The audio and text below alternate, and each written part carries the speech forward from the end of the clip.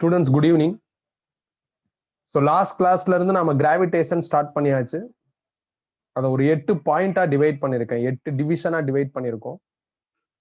ஒரு டிவிஷனா கம்ப்ளீட் பண்ணிட்டு அதுல இருக்கிற எல்லா ப்ராப்ளம்ஸும் பார்த்துக்கிட்டே போகணும். அதுல போன கிளாஸ்ல நாம டிஸ்கஸ் பண்ணது வந்து நியூட்டன்ஸ் கிராவிடேஷனல் லா.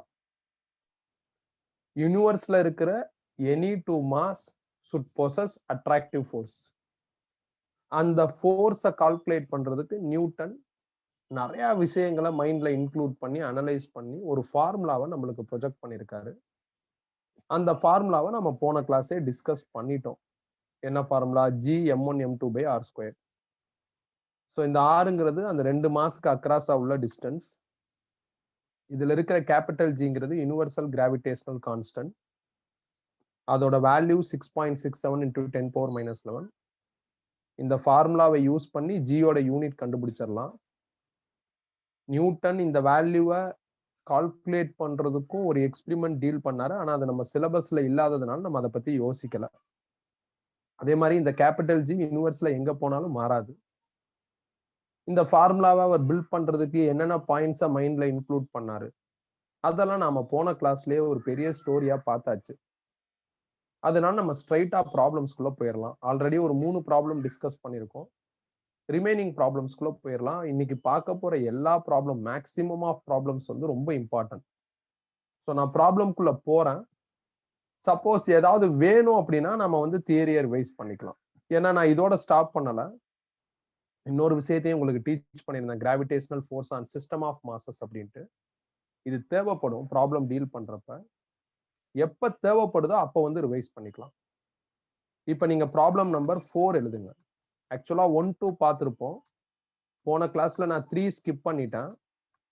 நீங்க 3ஆ வேற ப்ராப்ளம் எழுதியிருப்பீங்க. இத 4ன்னு போட்டு எழுதிக்கங்க. The mass capital M, the mass capital M is broken into two parts. Is broken into two parts.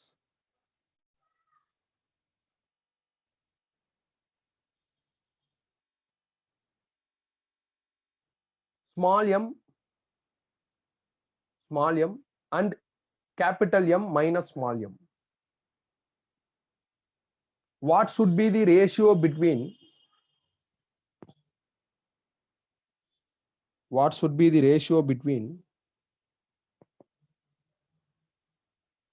small m and capital M?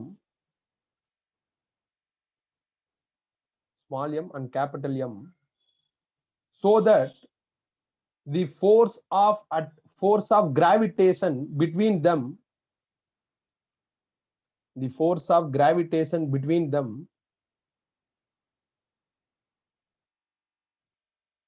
is maximum. The force of gravitation between them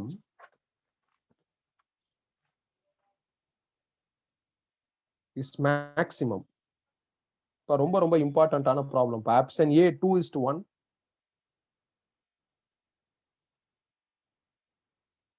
option B 1:2, 1:2, option C 2:3, option D 3:2.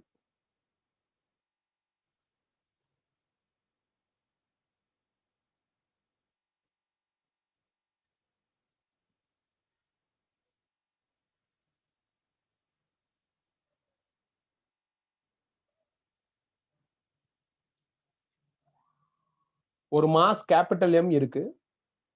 அதை 2 பீஸா உடைக்கிறாங்க. ஒரு piece வந்து small m, இன்னொரு piece வந்து capital M minus small m. இந்த pieces 2 pieces எப்படி இருந்தா maximum force வரும் அப்படின்னு கேட்டிருக்காங்க. நீங்க எப்படி உடைச்சா உங்களுக்கு வந்து ஃபோர்ஸ் ஆஃப் கிராவிடேஷன் மேக்சிமமா இருக்கும் அப்படின்னு கால்குலேட் பண்ண சொல்லியிருக்காங்க. நான் என்னதான் இந்த கொஸ்டினை எக்ஸ்பிளைன் பண்ணாலும் இன்னும் சில பேருக்கு இந்த கொஸ்டின் தெளிவா புரிஞ்சிருக்காது. அந்த மாதிரி நம்மளுக்கு எப்பயாவது ஏதாவது புரியலன்னா ஏதாவது நம்பர்ஸ் வச்சு நாம என்ன பண்ணலாம்னா ஃபீல் பண்ணலாம், இமேஜின் பண்ணலாம்.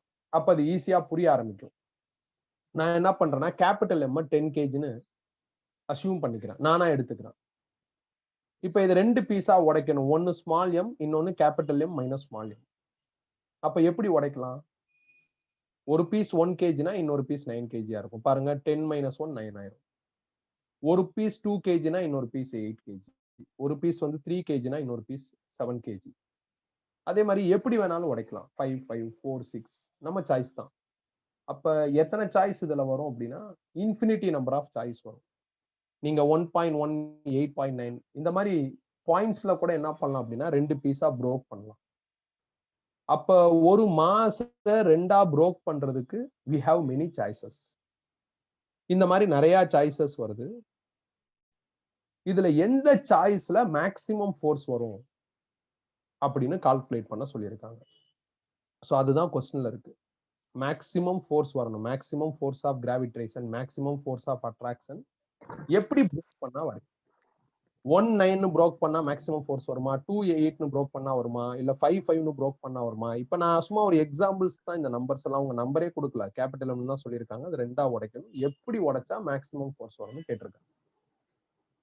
Any two mass in universe would have attractive force. அதை கண்டுபிடிக்கிறதுக்கு நம்மள்ட்ட ஃபார்முலா இருக்கு. G m1 m2 r square. G constant அப்படியே வச்சுக்கிறேன். m1ங்கிறது மொதல் பீஸ், அது ஸ்மால் எம், அதை இங்க ஃபில் பண்ணிட்டேன். m2ங்கிறது ரெண்டாவது பீஸ், அது capital M minus small M, அதை இங்க ஃபில் பண்ணிட்டேன். இந்த கொஸ்டினை ரீட் அவுட் பண்றப்ப ஆர் பத்தி எதுவுமே சொல்லல. டிஸ்டன்ஸ் பிட்வீன் டூ மாஸ் எதுவுமே சொல்லல. அதனால நான் ஆரை கான்ஸ்டன்ட் அப்படின்னு இமேஜின் பண்ணிக்கிறேன். அந்த ஆருக்கு பதில் ஆர்னே ரீப்ளேஸ் பண்ணிருக்கேன். ஆர் ஸ்கொயர்டா மாறிடுச்சு. இந்த ஜியும் ஆர் ஸ்கொயர்டும் கான்ஸ்டன்டா ஃபீல் பண்றதுனால ஜி டிஃபால்ட் கான்ஸ்டன்ட். இந்த கொஸ்டின்ல ஆர் பத்தி எதுவுமே சொல்லாததுனால ஆரும் கான்ஸ்டன்ட். அதை ரீடைன் பண்ணிட்டு இந்த ஸ்மால் எம் உள்ள மல்டிப்ளை பண்ணிட்டேன். அப்ப எனக்கு capital M minus small M minus M ஸ்கொயர்னு வரும். இப்ப நான் கண்டுபிடிச்சிருக்கிறது ஃபோர்ஸ் பிட்வீன் டூ மாஸ். ஒரு மாஸ் எம், இன்னொரு mass M minus M. But அவங்க கேட்டிருக்கிறது when we get maximum force or what kind of two pieces we get maximum force, எந்த மாதிரி ப்ரோக் பண்ணா மேக்ஸிமம் ஃபோர்ஸ் வரும்னு கேட்டிருக்காங்க. பட் இப்ப நாம கண்டுபிடிச்சிருக்கிறது ஃபோர்ஸ். நம்ம கண்டுபிடிக்க வேண்டியது மேக்ஸிமம் ஃபோர்ஸுக்கான கண்டிஷன். நான் அவங்க அப்படித்தான கொஸ்டின் சொல்லியிருக்காங்க. எப்படி ப்ரோக் பண்ணா மேக்ஸிமம் ஃபோர்ஸ் வரும் அப்படின்னு கேட்டிருக்காங்க. இப்ப இந்த இடத்துல நம்மளுக்கு ஸ்ட்ரக் ஆகுது. அப்ப மேக்ஸிமம் எப்படி கண்டுபிடிக்கிறது? மேக்ஸிமமுக்கான லாஜிக் என்ன? அதுல என்ன மேக்ஸ் இருக்கு? அதை நாம கொஞ்சம் போய் ப்ராப்பரா அது என்ன மேக்ஸ்னு ப்ராப்பரா போய் கண்டுபிடிச்சிட்டு அதுக்கப்புறம் இந்த கொஸ்டினோட சொல்யூஷனுக்கு வர்றது இன்னும் பெட்டரா இருக்கும். நான் இந்த கொஸ்டின்லயே அந்த மேக்ஸ சொன்னா நிறைய பேருக்கு அன்ஈஸியா இருக்கும். அதனால மேக்ஸிமமுக்கான கண்டிஷன் என்ன, எப்படி மேக்ஸிமம் லாஜிக்ஸை ஐடென்டிஃபை பண்றது, அதை முதல்ல பார்ப்போம். ஸோ நான் என்ன பண்றேன் அப்படின்னா ஒரு ஈக்குவேஷன் எடுத்துக்கிறேன். இந்த ஈக்குவேஷன் என்ன அப்படின்னா y is equal to a sin theta. இதான் ஈக்குவேஷன். இது நீங்க தெரிஞ்சுக்கிறதுக்காண்டி தான், இது எழுத வேண்டிய அவசியம் இல்லை. கவனிங்க, நல்லா கவனிங்க. எனக்கு என்ன வேணும் அப்படின்னா மேக்ஸிமம் y வேணும். மேக்ஸிமம் y வேணும். மேக்ஸ் என்ன சொல்லுது அப்படின்னா நீங்க சப்போஸ் ஒரு ஈக்குவேஷன்ல மேக்ஸிமம் கண்டுபிடிக்கணும் அப்படின்னா அந்த ஈக்குவேஷனை டிஃபரன்சியேட் பண்ணுங்க அப்படின்னு சொல்லுது. அப்ப நான் டிஃபரன்சியேஷன் ஆஃப் ஒய்ன்னு எழுதிட்டேன். டிஃபரன்சியேட் பண்றப்ப டினாமினேட்டர்ல யாரால டிஃபரன்சியேட் பண்றோம் அப்படிங்கிற அந்த லாஜிக்கே எழுதணும். டிஃபரன்சியேஷன்னா நான் உங்களுக்கு டீச் பண்றப்ப டிவிஷன் மாதிரி அப்படின்னு சொல்லியிருக்கேன். இப்போ உதாரணத்துக்கு 5 டிவைட் பண்ணணும் அப்படின்னா நீங்க என்ன பண்ணணும்? 5 டிவைடட் பை கீழே யார் அப்படின்னு அந்த நம்பர் எழுதணும். அப்பதான் டிவிஷன் கம்ப்ளீட் ஆகும். ஸோ டிவிஷனோட அப்டேட்டட் வெர்ஷன் தான் டிஃபரன்சியேஷன். அப்ப டிஃபரன்சியேட் பண்ணும். அப்ப டிஃபரன்சியேஷனா போயின்னு எழுதிட்டேன். யாரால டிஃபரன்சியேட் பண்ணணும், எப்படி யாரால டிவைட் பண்ணணும்னு சொல்றோமோ அதே மாதிரி யாரால டிஃபரன்சியேட் பண்ணுமோ அதை கீழே எழுதணும். அப்ப இந்த ஈக்குவேஷன்ல வேரியபிள் யாரோ அவங்களாலதான் டிஃபரன்சியேட் பண்ணணும். ஈக்குவேஷனோட லுக்க பாக்குறப்ப தீட்டா தான் வேரியபிள்னு தெரியுது. நம்மளுக்கு ப்ராப்ளத்துல யார் வேரியபிள்னு நம்மளால கண்டுபிடிக்க முடியும். இது நானா எழுதியிருக்கிற ஈக்குவேஷன். நான் சொல்றேன் தீட்டா தான் வேரியபிள் அப்படின்ட்டு. அப்ப நீங்க தீட்டாவால டிஃபரன்சியேட் பண்ணணும். அப்ப நீங்க டி தீட்டான்னு எழுதணும் கீழே. நீங்க மேக்ஸ்ல லெஃப்ட் சைட்ல என்ன ஆக்டிவிட்டி ஃபாலோ பண்றீங்களோ அதே ஆக்டிவிட்டியை ரைட் சைட்ல ஃபாலோ பண்ணணும். அப்ப என்ன ஆகும்? Differentiation of a sin theta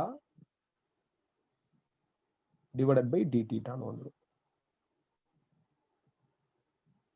அப்ப நான் என்ன பண்ணணும்? ஒரு ஈக்குவேஷன் கொடுத்திருக்காங்க. இவங்க கொடுத்திருக்கிற இந்த ஈக்குவேஷன்ல நான் மேக்சிமம் கண்டுபிடிக்கணும்.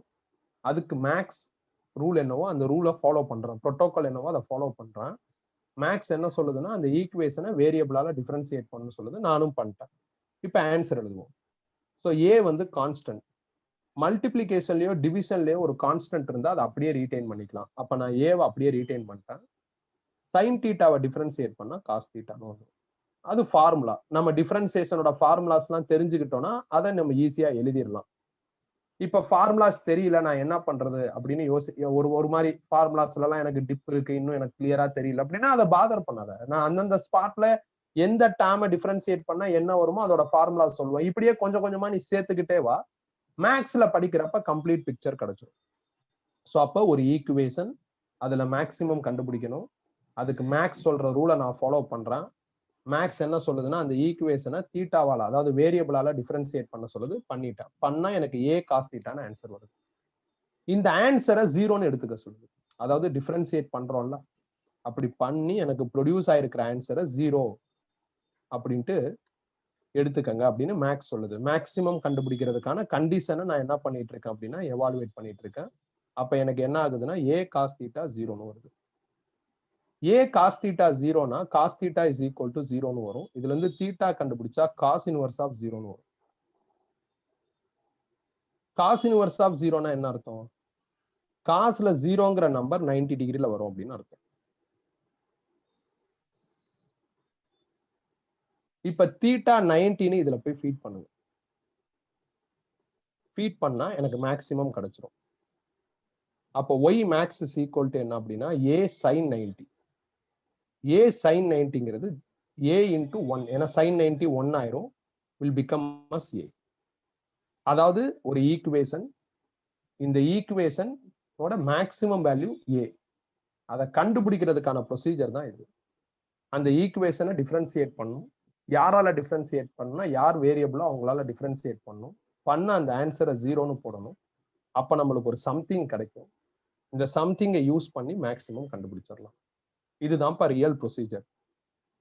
ஆனா இந்த ரியல் ப்ரொசீஜர் இல்லாமலே நாம இந்த ஈக்குவேஷனை பார்த்தவனே ஸ்ட்ரைட்டா மேக்சிமம் எழுதிடலாம்.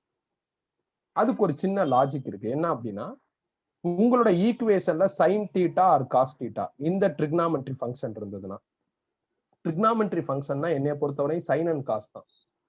டேனு கொசிகன் சீக்கன் இதெல்லாமே என்ன அப்படின்னா சைன் காசை வந்து மாடிஃபை பண்ணி சைன் காசை டிவைட் பண்ணியோ ரெசிப்ரோக் பண்ணியோ வர ஃபங்க்ஷன்.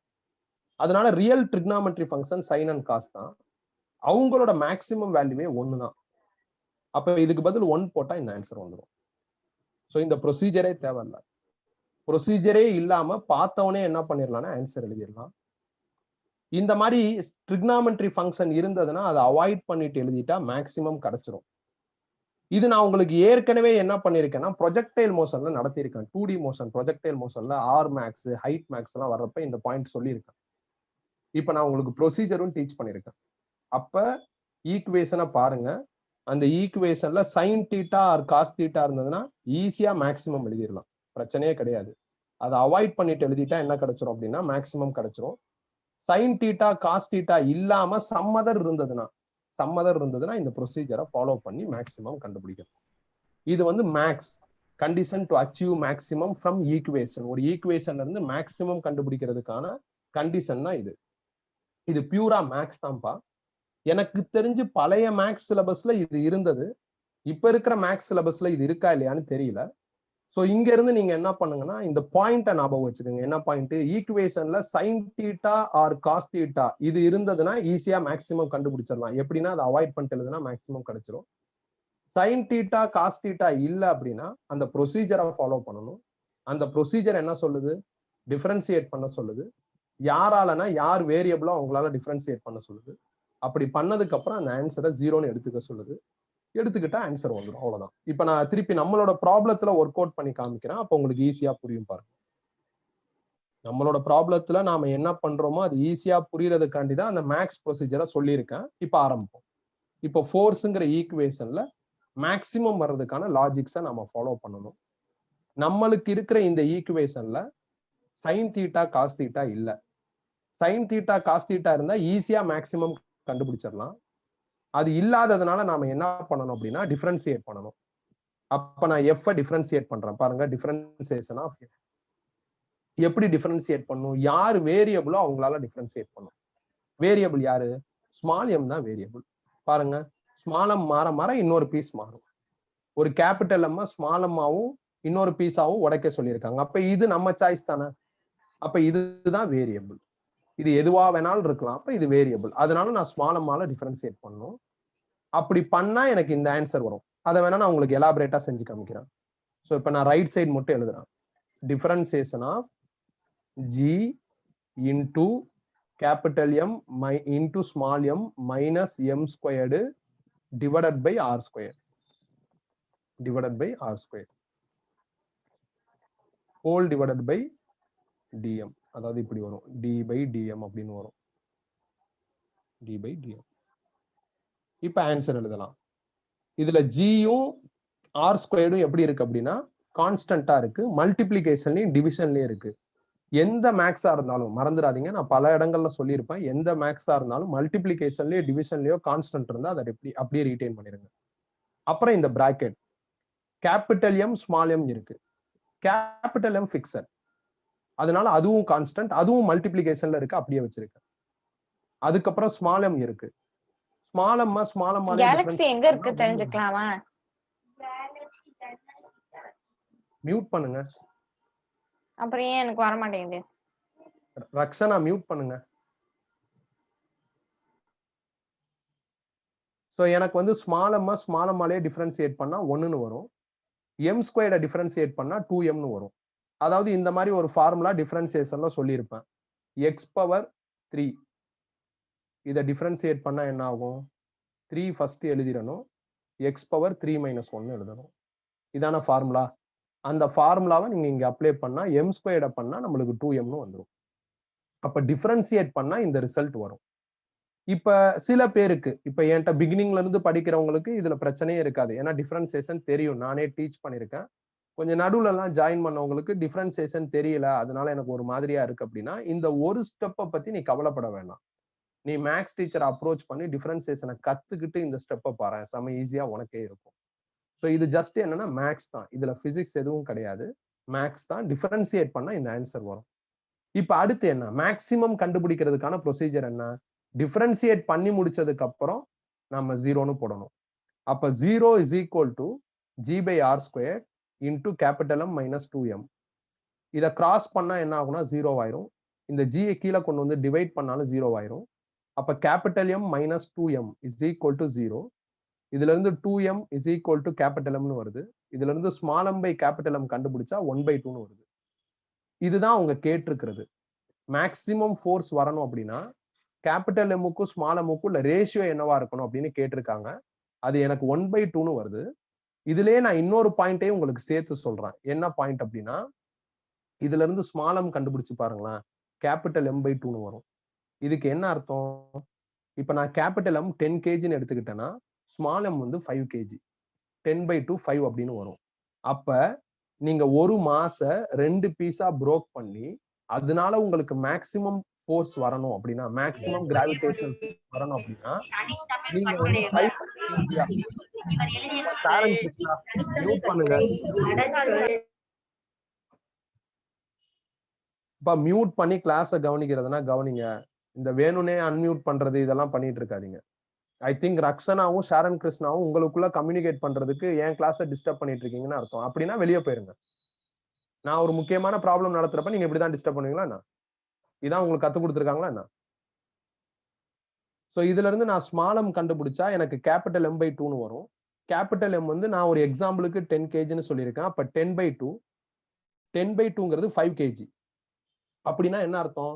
நீங்க இந்த பீஸையும் இந்த பீஸையும் 5 kg, அதாவது அவங்க கொடுத்திருக்கிற கேபிட்டல் எம் 2 ஈவன் பீஸா பிரேக் பண்ணி அப்ப நீங்க ஃபோர்ஸ் கண்டுபிடிச்சு பாத்தீங்கன்னா மேக்சிமம் ஃபோர்ஸ் வரும்னு அர்த்தம். இது நிறைய புக்ல சொல்யூஷனா இருக்காது, ஒரு நோட், ஒரு கீ பாயிண்ட் மாதிரி கொடுத்திருப்பாங்க. For getting maximum force we have to break a mass as even அப்படின்னு சொல்லியிருப்பாங்க.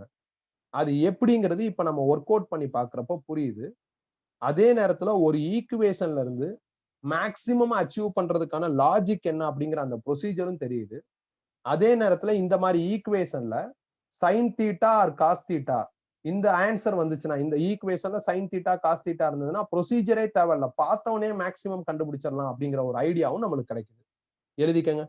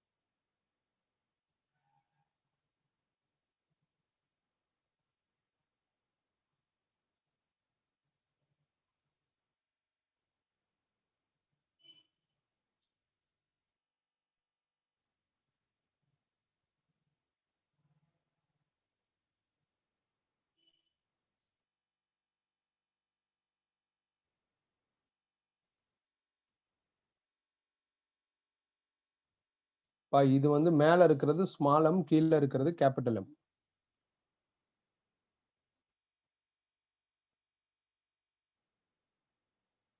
ஜெயவேல், அது வந்து ஒரு பெரிய இஷ்யூ கிடையாது.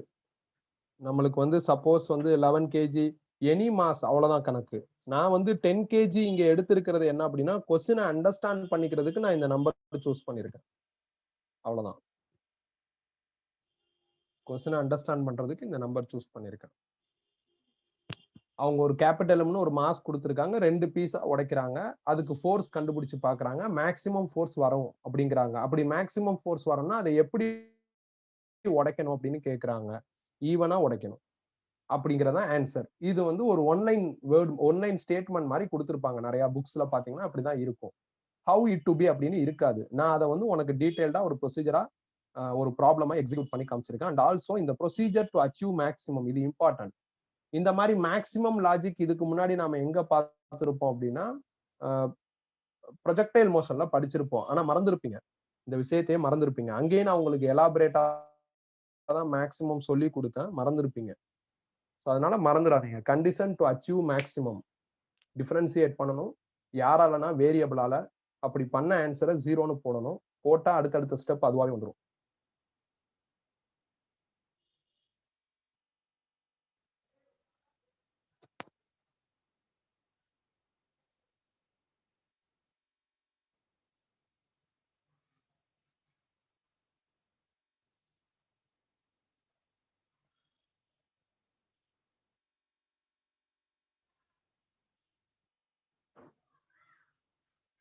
முடிச்சாச்சா?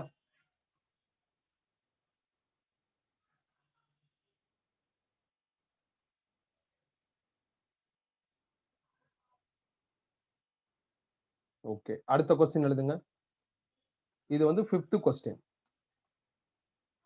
4th நம்ம போன கிளாஸ்லயே பார்த்தாச்சு. 5th எழுதுங்க. 3 masses m each. 3 masses m each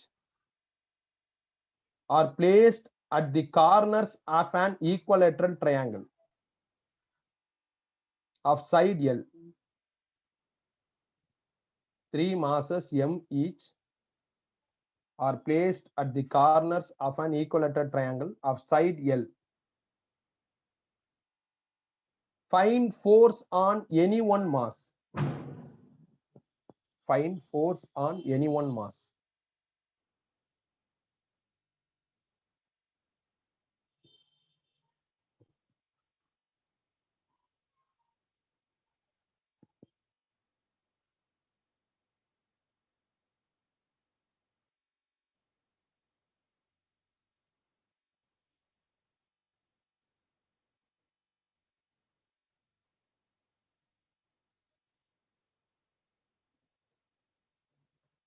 கவனிங்க. இப்ப இந்த கொஸ்டின்குள்ள போறதுக்கு முன்னாடி நான் இன்னொரு தியரி, நேத்து கிளாஸ்ல பார்த்த இன்னொரு தியரிய ரிவைஸ் பண்ணிட்டு வந்துடுறேன்.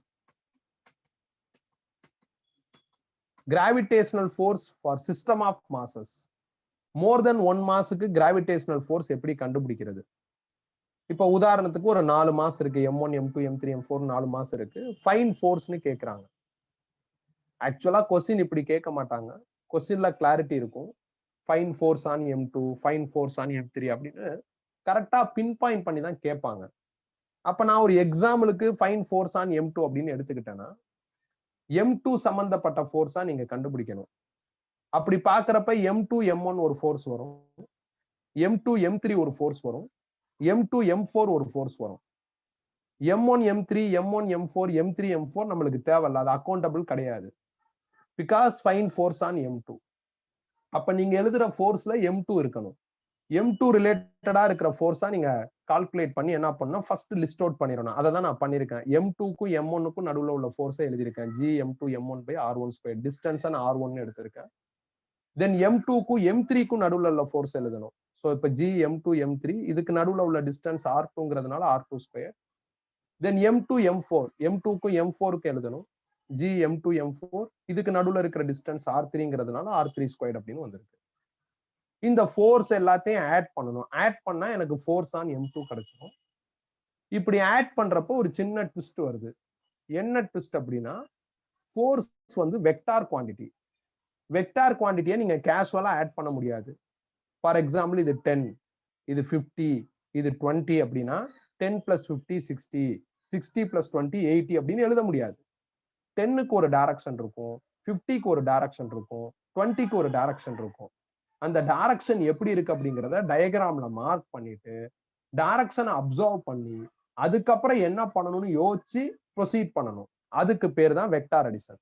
அப்ப நீங்க நார்மலா ஆட் பண்ண முடியாது. ஃபோர்ஸ் வெக்டார் குவாண்டிட்டியா இருக்கிறதுனால நாம வெக்டார் அடிஷனை ஃபாலோ பண்ணணும்.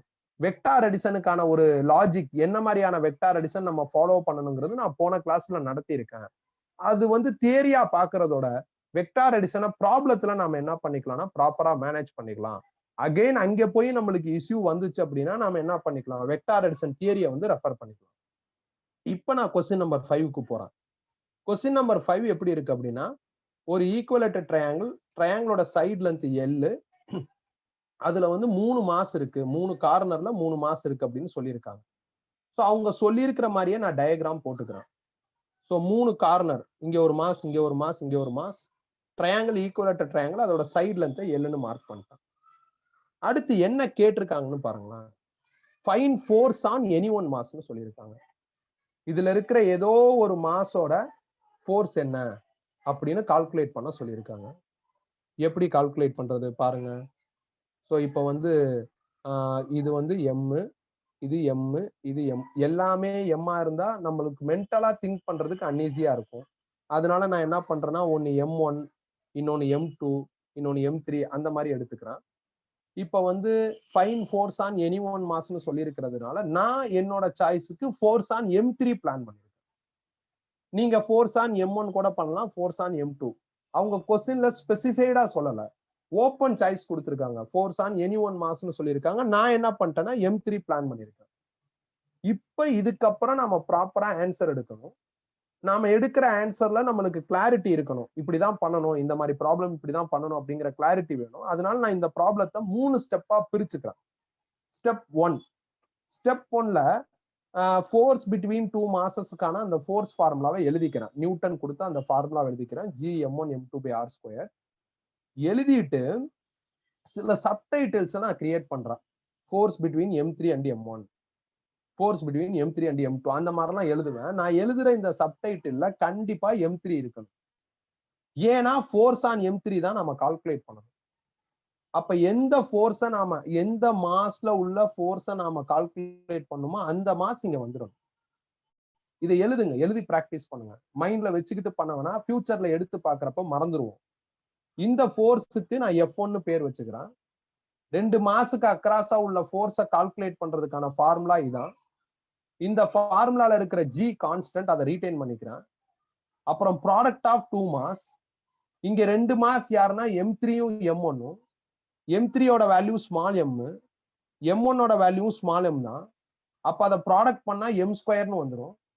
அதுக்கப்புறம் R², இந்த ஃபார்முலால இருக்கிற ஆருக்கு என்ன அர்த்தம் அப்படின்னா டிஸ்டன்ஸ் பிட்வீன் டூ மாஸ்ன்னு அர்த்தம். M3க்கும் M1க்கும் நடுவுல இருக்கிற டிஸ்டன்ஸ் வந்து எல்லா இருக்கு. அப்ப ஆர் ஸ்கொயர்ட் வந்து எல் ஸ்கொயர்டா ரீப்ளேஸ் ஆயிடும். இதுக்கு அடுத்து என்ன பண்ணணும்? Force between M3 and M2 போகணும். அதான் அடுத்த work. Force between M3 and M2. இதான் ஃபார்முலா.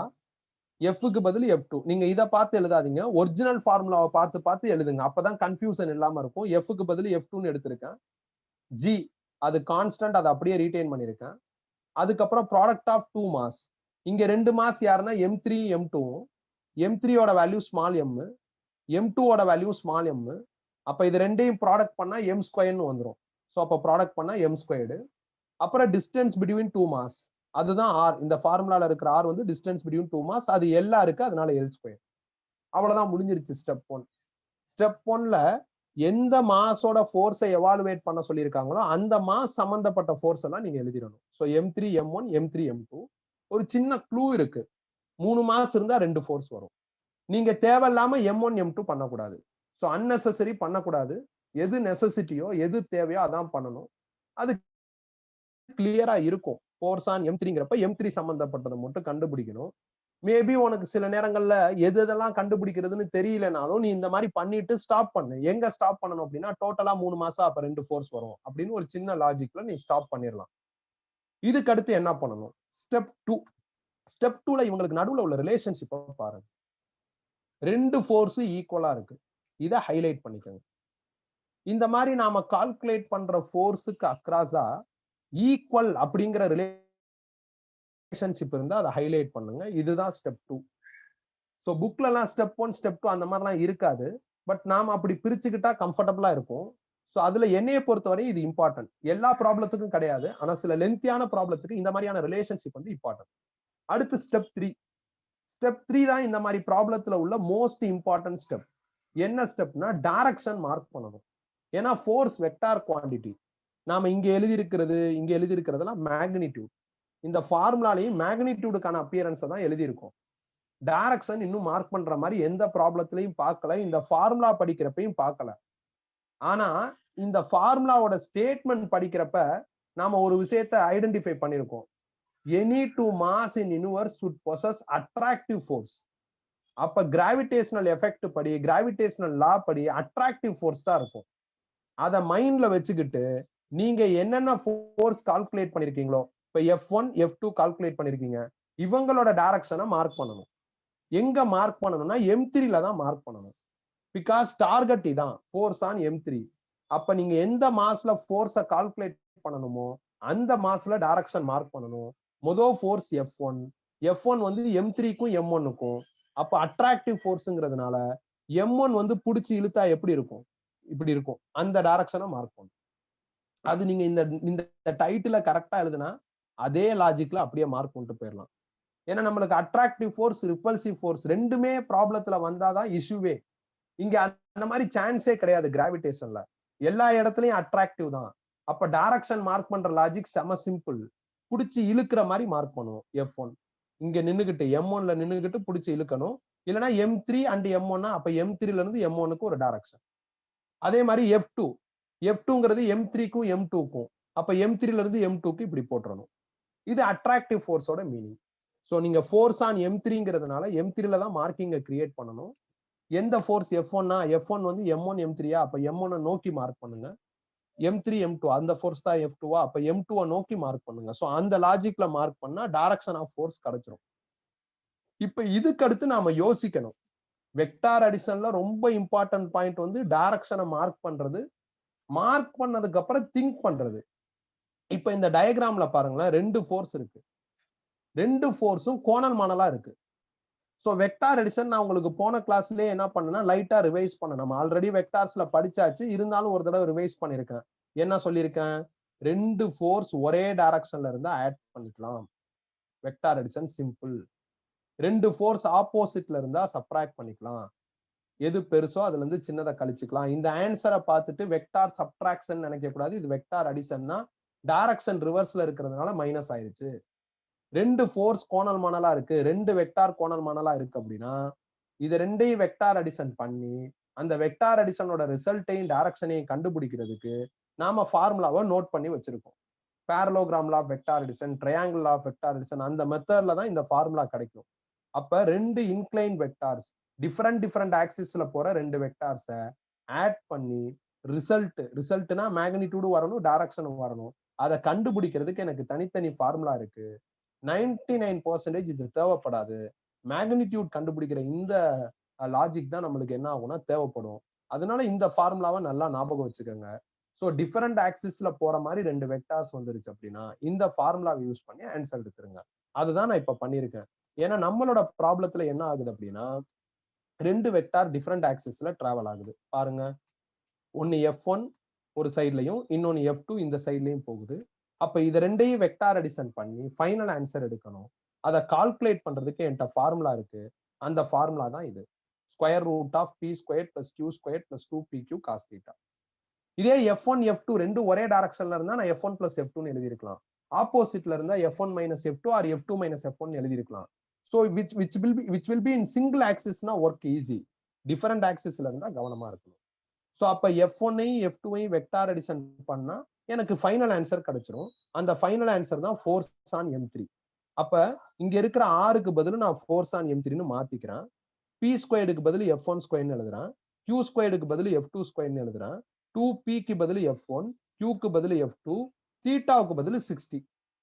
தீட்டாவுக்கு பதில் ஏன் 60னா ஈக்குவலட்டர் ட்ரையாங்கிள், அதனால 60 அப்படின்னு நிறைய பேர் யோசிப்பீங்க. அப்படி கிடையாது. தீட்டானா இந்த ஃபார்முலா படி யாருன்னு யோசிங்க. நீங்க எந்த ரெண்டு வெக்டாரை ஆட் பண்ண போறீங்களோ அந்த ரெண்டு வெக்டார்ஸுக்கு அக்ராஸா உள்ள ஆங்கிள். அப்ப நான் ஆட் பண்ண போறது யாரு? F1 and F2. F1 இந்த பக்கம் போகுது, F2 இந்த பக்கம் போகுது. அப்ப இந்த ரெண்டு வெக்டாருக்கு அக்ராஸா என்ன ஆங்கிள் இருக்குன்னு பாருங்க. 60 டிகிரி இருக்கு. அதனால 60. இது எப்படி 60? ஈக்குவலட்டர் ட்ரையாங்கிள்ங்கிறதுனால 60ன்னு கண்டுபிடிச்சிடலாம் ஈஸியா. வேற ஏதாவது ட்ரையாங்கிளா இருந்ததுன்னா அவங்களே என்ன பண்ணுவாங்கன்னா ஆங்கிள் கொடுப்பாங்க. இல்ல ஆங்கிள் கண்டுபிடிக்கிற ஆப்பர்ச்சுனிட்டி இருக்கும், ஏதாவது டேட்டாஸ் இருக்கும்.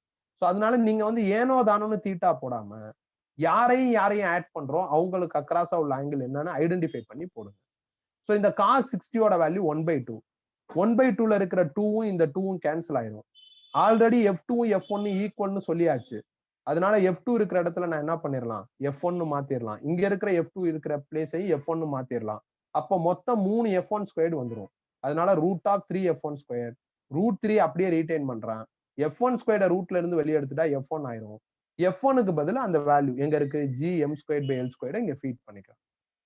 இப்படிதான்ப்பா எவாலுவேட் பண்ணணும். ரொம்ப இம்பார்ட்டன்டான ப்ராப்ளம்ப்பா இந்த மாதிரி ப்ராப்ளம். ஏன்னா இந்த மாதிரி ப்ராப்ளத்துல இருந்து சம் அப்டேட்டோட ப்ராப்ளம்ஸ் நிறைய என்ட்ரன்ஸ்ல கேட்கறாங்க.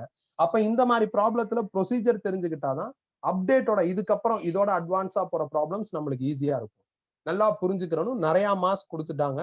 ஏதாவது ஒரு மாஸோட ஃபோர்ஸ் கேட்கறாங்கன்னா எந்த மாஸோட ஃபோர்ஸ் கேட்கறாங்களோ அந்த மாஸ் ஹைலைட் ஆகுற மாதிரி ஃபோர்ஸஸ் எல்லாம் கண்டுபிடிச்சிட்டு அவங்களுக்கு நடுவுல இருக்கிற ரிலேஷன்ஷிப் ஐடென்டிஃபை பண்ணிட்டு இவங்களோட டைரக்ஷனை மார்க் பண்ணிட்டு வெக்டார் அடிஷன்ங்கிற மேக்ஸை ஃபாலோ பண்ணணும். அப்ப வெக்டார் அடிஷன் அப்படிங்கிற இந்த ஆக்டிவிட்டி மேக்ஸ். இதை ஃபாலோ பண்ணா ஆன்சர் வந்துடும். எழுதிக்கங்க.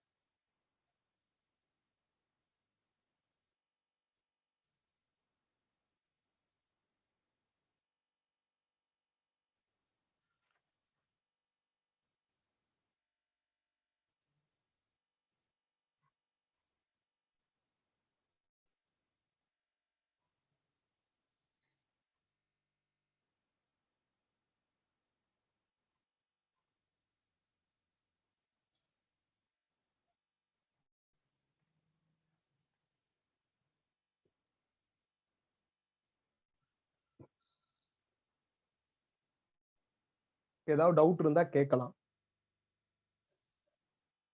ஸோ இனிமேல் நம்மளுக்கு 2 hours கிளாஸ் 6 to 8 7:30 கிடையாது 8.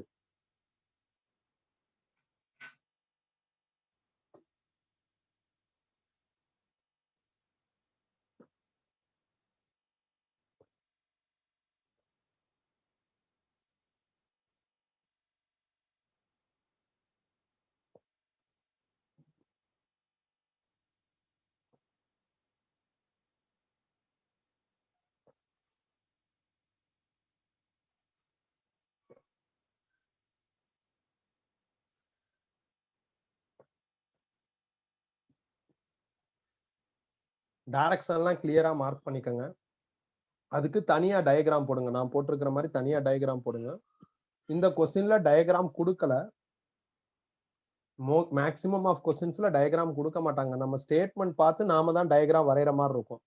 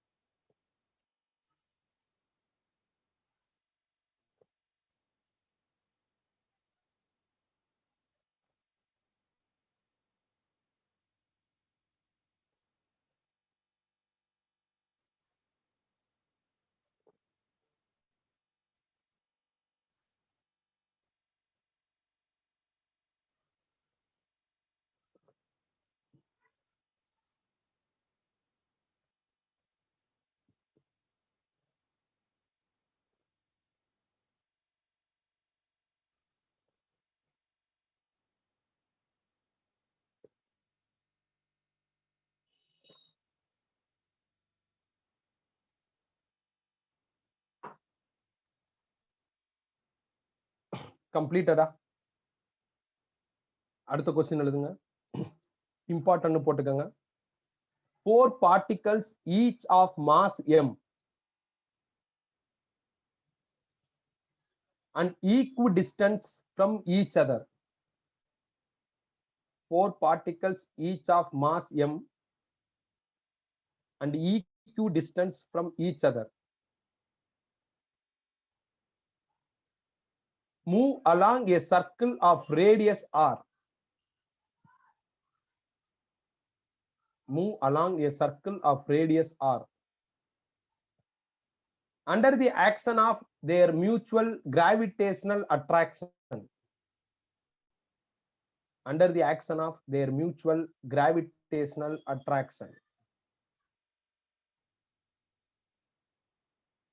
The speed of the particle is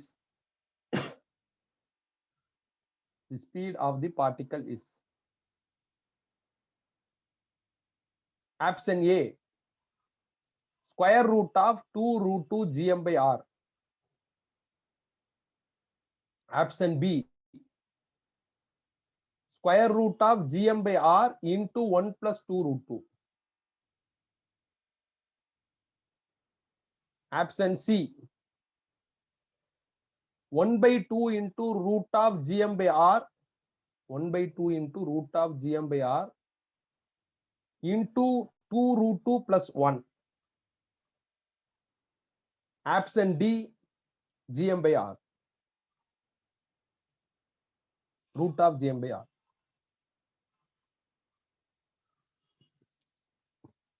இந்த क्वेश्चनல 4 பார்ட்டிகல்னு சொல்லிருக்காங்க. எல்லா பார்ட்டிகளோட மாஸும் m ன்ட்டாங்க. ஈக்வி டிஸ்டன்ஸ்ல லொகேட் ஆயிருக்கு ஒரு சர்க்கிள்ல. அந்த சர்க்கிளோட ரேடியஸ் r. அப்புறம் கிராவிடேஷனல் அட்ராக்டிவ் ஃபோர்ஸ்னால இந்த 4 பார்ட்டிகளுமே சுத்த ஆரம்பிக்குது. அப்படினா அதோட ஸ்பீட் என்னவா இருக்கும் அப்படினு கேட்டிருக்காங்க. क्वेश्चन எழுதியாச்சா?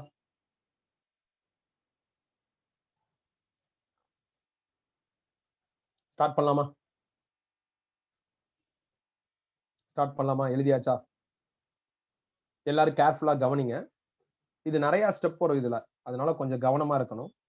சோ முதல்ல நான் என்ன பண்றேன் அப்படினா இவங்க சொல்லி இருக்கிற மாதிரி 4 பார்ட்டிகல் ஈக்வி டிஸ்டன்ஸ்ல இருக்கிற மாதிரி நான் என்ன பண்றேன்னா ஒரு சர்க்கிள்ல மார்க் பண்ணணும். அப்ப நான் இப்படி மார்க் பண்ணலாம். ஒரு சர்க்கிள் போட்டேன். சென்டர் O, ரேடியஸ் R, இங்க ஒரு பார்ட்டிகல் இருக்கு, இங்க ஒண்ணு இருக்கு, இங்க ஒண்ணு இருக்கு, இங்க ஒண்ணு இருக்கு. இந்த மாதிரி மார்க் பண்ணிட்டாங்க. எல்லாமே எம்ன்னு இருக்கு. எல்லா பார்ட்டிகளோட மாஸ் எம் அப்படின்னு சொல்லிட்டாங்க. எல்லாமே எம்ன்னு இருக்கு. எல்லாம் ஒரே சிம்பிள்ல இருந்தா நம்மளுக்கு கன்ஃபியூஸ் ஆயிரும். அதனால நேமிங் கொடுத்துருவோம். ஸோ நான் ஒரு பார்ட்டிகலை M1, ஒரு பார்ட்டிகலை M2, ஒரு பார்ட்டிகலை M3, இன்னொரு பார்ட்டிகலை M4 அப்படின்னு எடுத்திருக்கேன். இவங்க சுத்துறாங்க. யாருனால சுத்துறாங்கன்னா அட்ராக்டிவ் ஃபோர்ஸ்னால இவங்க சுத்துறாங்க. சுத்துறப்ப இவங்களோட ஸ்பீட் என்னன்னு கேட்டிருக்காங்க. கொஸ்டின் புரியுது, டயக்ராம்லாம் ஓகே. ஆனா எப்படி கால்குலேட் பண்றது அப்படிங்கிற ஒரு இஷ்யூ வருது. இந்த இடத்துல நான் உங்களை விட்டேன்னா நீங்க எப்படி கால்குலேட் பண்றதுங்கிறது கொஞ்சம் யோசிச்சுக்கிட்டே இருக்கிற மாதிரி ஒரு லாஜிக் வரும். இப்ப யோசிக்காதீங்க, விட்டுருங்க. யோசிக்காம இந்த 4 மாஸ்ல ஏதாவது ஒரு மாஸோட ஃபோர்ஸை கண்டுபிடிங்க. நான் ஃபோர்ஸ் ஆன் M1 பிளான் பண்றேன். சந்தேகம் வரும் உங்களுக்கு. நீங்க ஏன் M1 பண்றீங்க, ஏன் M2 பண்ணக்கூடாதா, M3 பண்ணக்கூடாதா, M4 பண்ணக்கூடாதா? எது வேணாலும் பண்ணிக்கலாம். ஸோ நம்ம சாய்ஸ் தான். ஸ்பெசிஃபிக்கா அவங்க எதுவும் சொல்லல. கொஸ்டின்ல ஸ்பீட் தான் கேட்டிருக்காங்க. நான் என்ன பண்றேன் அப்படின்னா M1 இதோட ஃபோர்ஸை நான் கால்குலேட் பண்ணலாம்னு பண்றேன். நம்மளால வந்து நியூட்டன்ஸ் கிராவிடேஷனல் லா படி 2 மாஸுக்கு அக்ராஸா உள்ள ஃபோர்ஸை தான் கால்குலேட் பண்ண முடியும். அதுக்கான ஃபார்முலா Gm1m2/r². ஆனா இங்க 4 மாஸ் இருக்கு. அப்ப எப்படி கால்குலேட் பண்றது? 2 மாஸா எடுத்துட்டு கால்குலேட் பண்ணணும். நாம எடுக்கிற 2 மாஸ்ல கம்பல்சரியா M1 இருக்கணும். ஏன்னா பிளான் வந்து ஃபோர்ஸ் ஆன் M1. அப்ப நான் ஃபர்ஸ்ட் ஸ்டேஜ்ல ஸ்டெப் 1ல என்ன பண்றேன்னா force between M1 and M2 பண்ண போறேன். Fக்கு பதில் F1 எழுதிட்டேன். ஸோ அடுத்து என்ன அப்படின்னா G கான்ஸ்டன்ட். அப்புறம் ப்ராடக்ட் ஆஃப் 2 மாஸ். அந்த ப்ராடக்ட் ஆஃப் 2 மாஸ்ல ஒரு மாஸ் M1, இன்னொரு மாஸ் M2. M1ஓட வேல்யூ M தான், M2ஓட வேல்யூ M தான். அதனால ப்ராடக்ட் பண்ணா M² வந்துடும். அப்புறம் R². இங்க உள்ள இந்த ஆருக்கு என்ன அர்த்தம் அப்படின்னா டிஸ்டன்ஸ் பிட்வீன் 2 மாஸ். அப்ப டயக்ராம்ல பாருங்களேன், M1க்கும் M2க்கும் நடுவுல இருக்கிற டிஸ்டன்ஸ் நான் கால்குலேட் பண்ணிருக்கேன். √2R. எப்படின்னா சென்டர்ல இருந்து இந்த டிஸ்டன்ஸ் R. அதே மாதிரி சென்டர்ல இருந்து இந்த சைடு R தான், ரேடியஸா இருக்கும். அப்ப இங்க எனக்கு ஒரு ரைட் ஆங்கிள் ட்ரையாங்கிள் தெரியுது. அப்ப பித்தாகரஸ் தியரம் அப்ளை பண்ணா எனக்கு distance between M1 and M2 என்ன ஆகுதுன்னா √2Rன்னு வருது. √2R ஸ்கொயர் பண்ணணும். ஏன்னா நம்மளுக்கு இங்க இருக்கிறது R².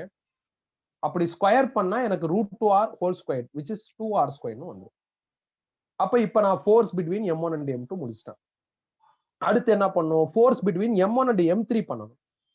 So force between M1 and M3. So இதான் ஃபார்முலா. நீங்க ஒரிஜினல் ஃபார்முலாவை பார்த்து எழுதணும். அப்பதான் கன்ஃபியூஸ் ஆகாது. ஃபோர்ஸுக்கு நான் F2ன்னு சிம்பிள் கொடுத்துக்கிறேன். G constant. அப்புறம் ப்ராடக்ட் ஆஃப் 2 மாஸ். இங்க 2 மாஸ் யாருன்னா M1ம் M3யும். M1ம் M தான், M3யும் M தான். ப்ராடக்ட் பண்ணா M²ன்னு வந்துடும். அப்புறம் R². ஆருங்கிறது டிஸ்டன்ஸ் பிட்வீன் 2 மாஸ். M1க்கும் M3க்கும் நடுவுல இருக்கிற டிஸ்டன்ஸ் டயாமீட்டரா இருக்கு. டயாமீட்டருங்கிறது 2 டைம்ஸ் ஆஃப் ரேடியஸ். R²ங்கிறதுனால அந்த டிஸ்டன்ஸை நான் ஸ்கொயர் பண்ணணும். அப்ப 2R² 4R²ன்னு வந்துடும். ஸோ செகண்ட் ஃபோர்ஸ் முடிச்சாச்சு. அடுத்து நான் என்ன பண்றேன்னா force between M1 and M4 பண்றேன். M1 எங்க இருக்கு? இந்த ஃபோர்ஸ் ஃபார்முலாவை ஃபாலோ பண்ணுங்க. Fக்கு பதில் F3. G constant. அப்புறம் ப்ராடக்ட் ஆஃப் 2 மாஸ். இங்க 2 மாஸ் யாருன்னா M1ம் M4ம். M1 ஸ்மால் m, M4ம் ஸ்மால் m தான். அப்ப ப்ராடக்ட் பண்ணா M²ன்னு வந்துடும். அப்புறம் R². இந்த ஃபார்முலா படி ஆருங்கிறது டிஸ்டன்ஸ் பிட்வீன் 2 மாஸ். அப்ப M1 M4க்கு நடுவுல இருக்கிற டிஸ்டன்ஸ் அதே பித்தாகரஸ் தியரம் லாஜிக் படி √2Rன்னு வருது. அப்ப அதை ஸ்கொயர் பண்ணா 2R²ன்னு வந்துடும். மொத்தம் 4 மாஸ் இருக்கு. அப்ப 3 ஃபோர்ஸ் தான்.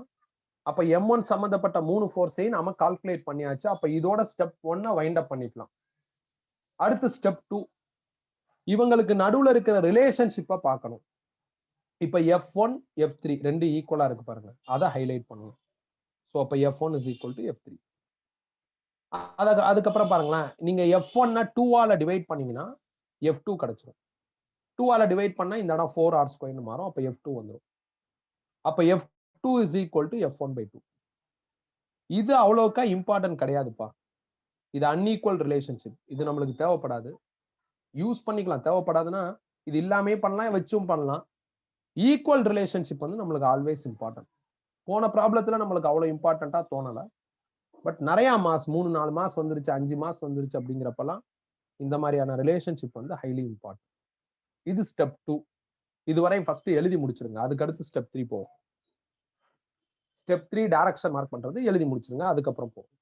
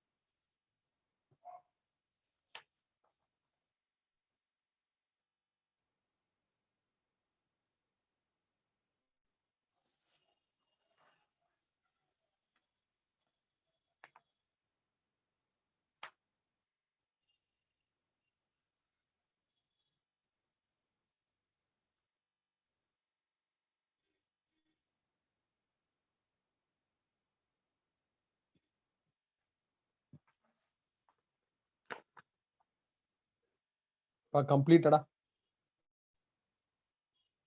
சரி, இப்ப அடுத்து போவோம். இப்ப ஸ்டெப் 3. ஸ்டெப் 3ல நாம என்ன பண்ணோம்? டைரக்ஷன் மார்க் பண்ணணும். To mark direction on diagram. F1, F2, F3ன்னு 3 ஃபோர்ஸ் கால்குலேட் பண்ணிருக்கோம். முதல்ல F1 ஓட டைரக்ஷன் மார்க் பண்ணணும். F1ங்கிறது between M1 and M2. Force on M1 இதான் பிளான். அப்ப M1ல இருந்து தான் நீங்க மார்க் பண்ணணும். சோ இப்ப M1ல இருந்து M2க்கு ஒரு லைன் போட்டுருங்க. இது F1. அடுத்து F2. F2ங்கிறது பிட்வீன் M1 and M3. அப்ப M1ல இருந்து M3க்கு ஒரு லைன் போட்டுருங்க. F2 மார்க் பண்ணியாச்சு. அடுத்து F3 between M1 and M4.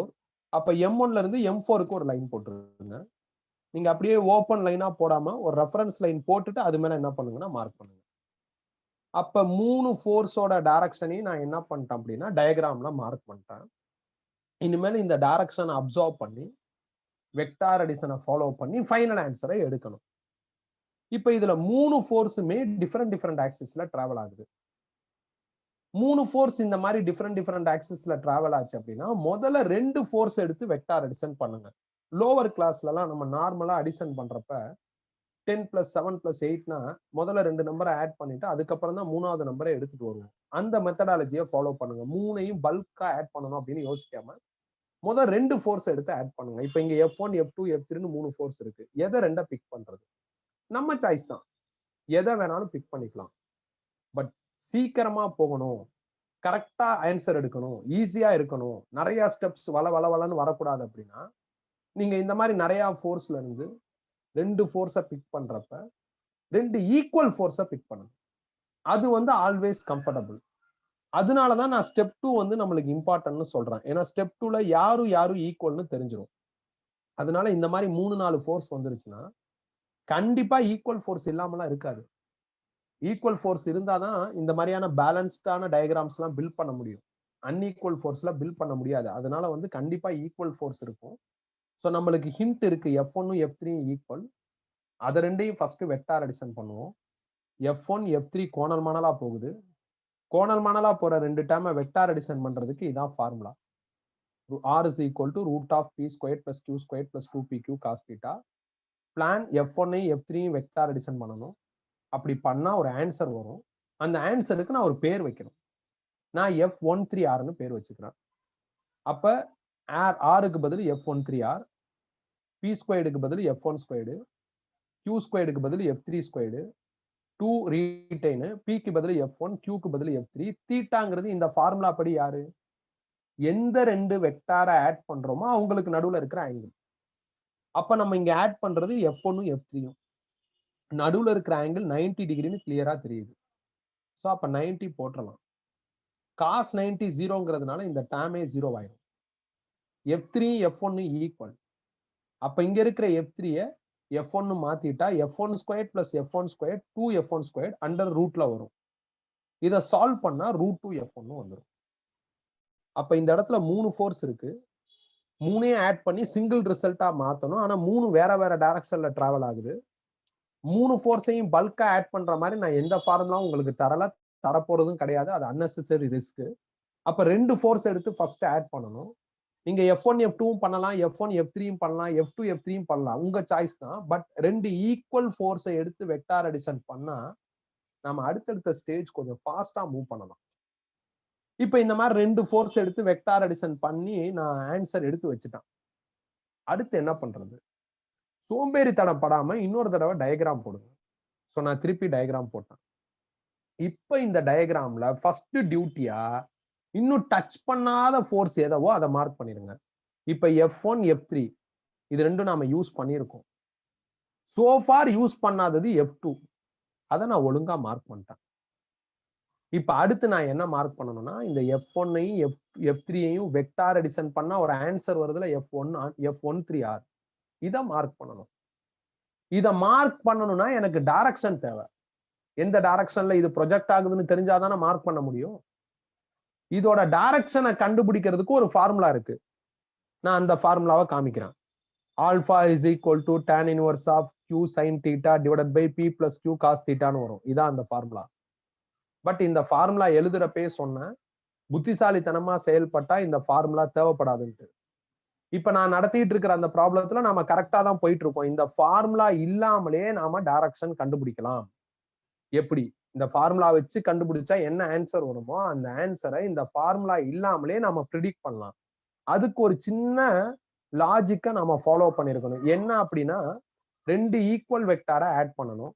இப்ப இந்த ப்ராப்ளத்துல நாம 2 ஈக்குவல் வெக்டாரை தான் ஃபர்ஸ்ட் ஸ்டேஜ்ல ஆட் பண்ணிருக்கோம். 2 ஈக்குவல் வெக்டாரை எப்ப நீங்க ஆட் பண்ணாலும் உங்களுக்கு ப்ரொடியூஸ் ஆகுற இந்த ரிசல்ட்டோட டைரக்ஷன் மிடில்ல இருக்கும். மிடில்னா எவ்வளவுனா இங்க என்ன டிகிரி எழுதுறீங்களோ அதுல பாதி. அப்ப நான் இங்க 90 டிகிரி எழுதியிருக்கேன்னா அதுல பாதி 45 டிகிரி. அப்ப f13r இந்த ஃபோர்ஸோட டைரக்ஷன் 90ல பாதி. அப்ப இதுக்கு அக்ராஸா உள்ளது 90னா பாதி கரெக்டா இந்த லைன்ல வரும். அப்ப f13r டைரக்ஷன் இப்படி இருக்கும். இது நாம இப்ப நான் சொல்லியிருக்கேன்ல இந்த க்ளூ f13r டைரக்ஷன் கண்டுபிடிக்கிறதுக்கு இந்த 90ல half தி அமௌண்ட்ல தான் டைரக்ஷன் இருக்கும். டைரக்ஷன் ஆஃப் ஃபோர்ஸ் அங்கதான் ப்ரொஜெக்ட் ஆயிருக்கும்னு நான் சொல்லியிருக்கேன்ல. இந்த க்ளூ எப்ப அப்ளிகபிள்னா ஈக்குவல் ஃபோர்ஸ் ஆட் பண்ணா, ஈக்குவல் வெக்டார் ஆட் பண்ணா. நீங்க பாட்டு அன்ஈக்குவல் வெக்டார் ஆட் பண்ணிட்டு இந்த க்ளூவை யூஸ் பண்ண முடியாது. அதனாலதான் நான் என்ன சொல்றேன்னா இந்த மாதிரி நிறைய ஃபோர்ஸஸ் வர்றப்ப அதை வெக்டார் அடிஷன் பண்ணணும் அப்படிங்கிற பட்சத்துல நீங்க என்ன பண்ணுங்கன்னா முதல்ல ஈக்குவல் ஃபோர்ஸ் எடுத்து மேனேஜ் பண்ணுங்க. அதுக்கப்புறம் மித்ததெல்லாம் பார்த்துக்கலாம். ஸோ அப்ப நான் என்ன பண்றேன் f1 f3 வெக்டார் அடிஷன் பண்ணி இங்க ஆன்சர் எடுத்து வச்சிருக்கேன். அந்த ஆன்சரோட டைரக்ஷனை புது டயக்ராம்ல மார்க் பண்ணிட்டேன். தென் f2 நான் இதுவரையும் டச்சே பண்ணாம இருக்கேன். அதையும் நான் என்ன பண்ணிட்டேன்னா மார்க் பண்ணிட்டேன். இப்ப இதுக்கு அடுத்து என்ன பண்ணணும்? எல்லாத்தையும் மறந்துட்டு இந்த டயக்ராம பாரு. நீங்க ஒன்ஸ் இந்த மாதிரியான வெக்டார் அடிஷன்ல புது டயக்ராம் வரைஞ்சிட்டீங்கன்னா நீங்க வரைஞ்ச புது டயக்ராம அடுத்து ஃபாலோ பண்ண ஆரம்பிங்க. இந்த புது டயக்ராம்ல 2 ஃபோர்ஸ் இருக்கு. 2 எப்படி இருக்குன்னா ஒரே டைரக்ஷன்ல இருக்கு. 2 ஃபோர்ஸ் ஒரே டைரக்ஷன்ல இருந்ததுன்னா வெக்டார் அடிஷன் ரூல் படி ஆட் பண்ணிக்கலாம். 2 ஃபோர்ஸ் ஆப்போசிட்ல இருந்தா சப்ட்ராக்ட் பண்ணிக்கலாம். இங்க 2 ஃபோர்ஸும் ஒரே டைரக்ஷன்ல இருக்கிறதுனால நான் ஆட் பண்றேன். அப்படி ஆட் பண்ணா எனக்கு ஃபோர்ஸ் ஆன் m1 கிடைச்சிரும். ஸோ அப்போ force on m1 is equal to f13r plus f2. f13r value √2 f1 இருக்கு, அதை இங்க எழுதிட்டேன். f2 வேல்யூ ஸ்டெப் 2லயே நம்ம ரிலேஷன்ஷிப் பில்ட் பண்ணி வச்சிருக்கோம் f1/2. அதை இங்க எழுதிட்டேன். இது ரெண்டுலயுமே f1 காமனா இருக்கு, அதை வெளியே எடுத்திருக்கேன். இப்ப இதை எழுதிக்கங்க. இன்னும் இந்த ப்ராப்ளம் முடியல, எழுதிக்கங்க. Vector அடிஷன்ங்கிறது maths. நாம ஒரு ப்ராப்ளமா பிராக்டிஸ் பண்ண அந்த மேக்ஸ் நம்மளுக்கு கம்ஃபர்டபுளா மாறும். எப்படிப்பட்ட ப்ராப்ளம்ஸ் எடுத்தா இந்த மேக்ஸ் நம்மளுக்கு கம்ஃபர்டபுளா மாறுமோ அந்த மாதிரி ப்ராப்ளம்ஸ் தான் நான் உங்களுக்கு எடுத்து டீச் பண்ணிக்கிட்டு இருக்கேன். இந்த லெசன்ல நாம ஒரு 6-7 டேர்ம்ஸ் படிக்கிற மாதிரி வரும். நாம அந்த மாதிரி டேர்ம்ஸ் படிக்கிறப்ப அந்த டேர்ம் வெக்டாரா ஸ்கேலாரா அப்படிங்கறத ஜட்ஜ் பண்ணி படிக்கணும். ஃபோர்ஸ் வெக்டார், அது நம்ம வெக்டார்ஸ் படிக்கிறப்பே ரெகக்னைஸ் பண்ணியாச்சு. சோ அதனால நான் அந்த டேர்ம்ல பெருசா என்ன பண்ணல, ஃபோர்ஸ் வெக்டார்னு ஆரம்பிக்கிறப்பே சொல்லல.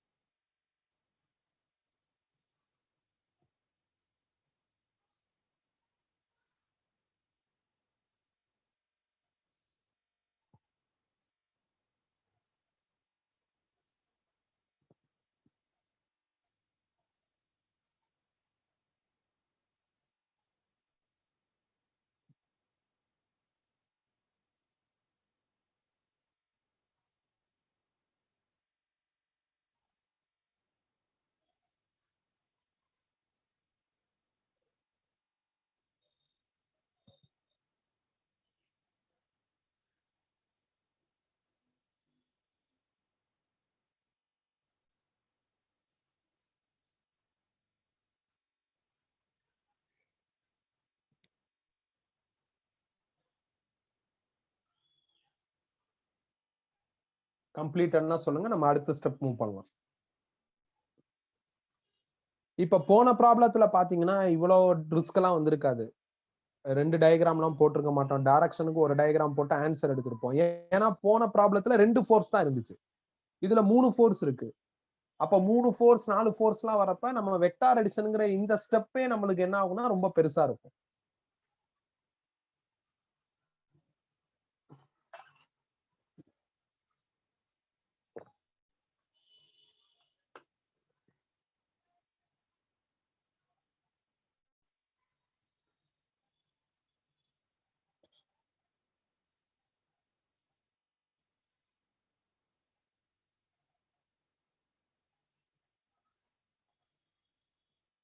கம்ப்ளீட்டடா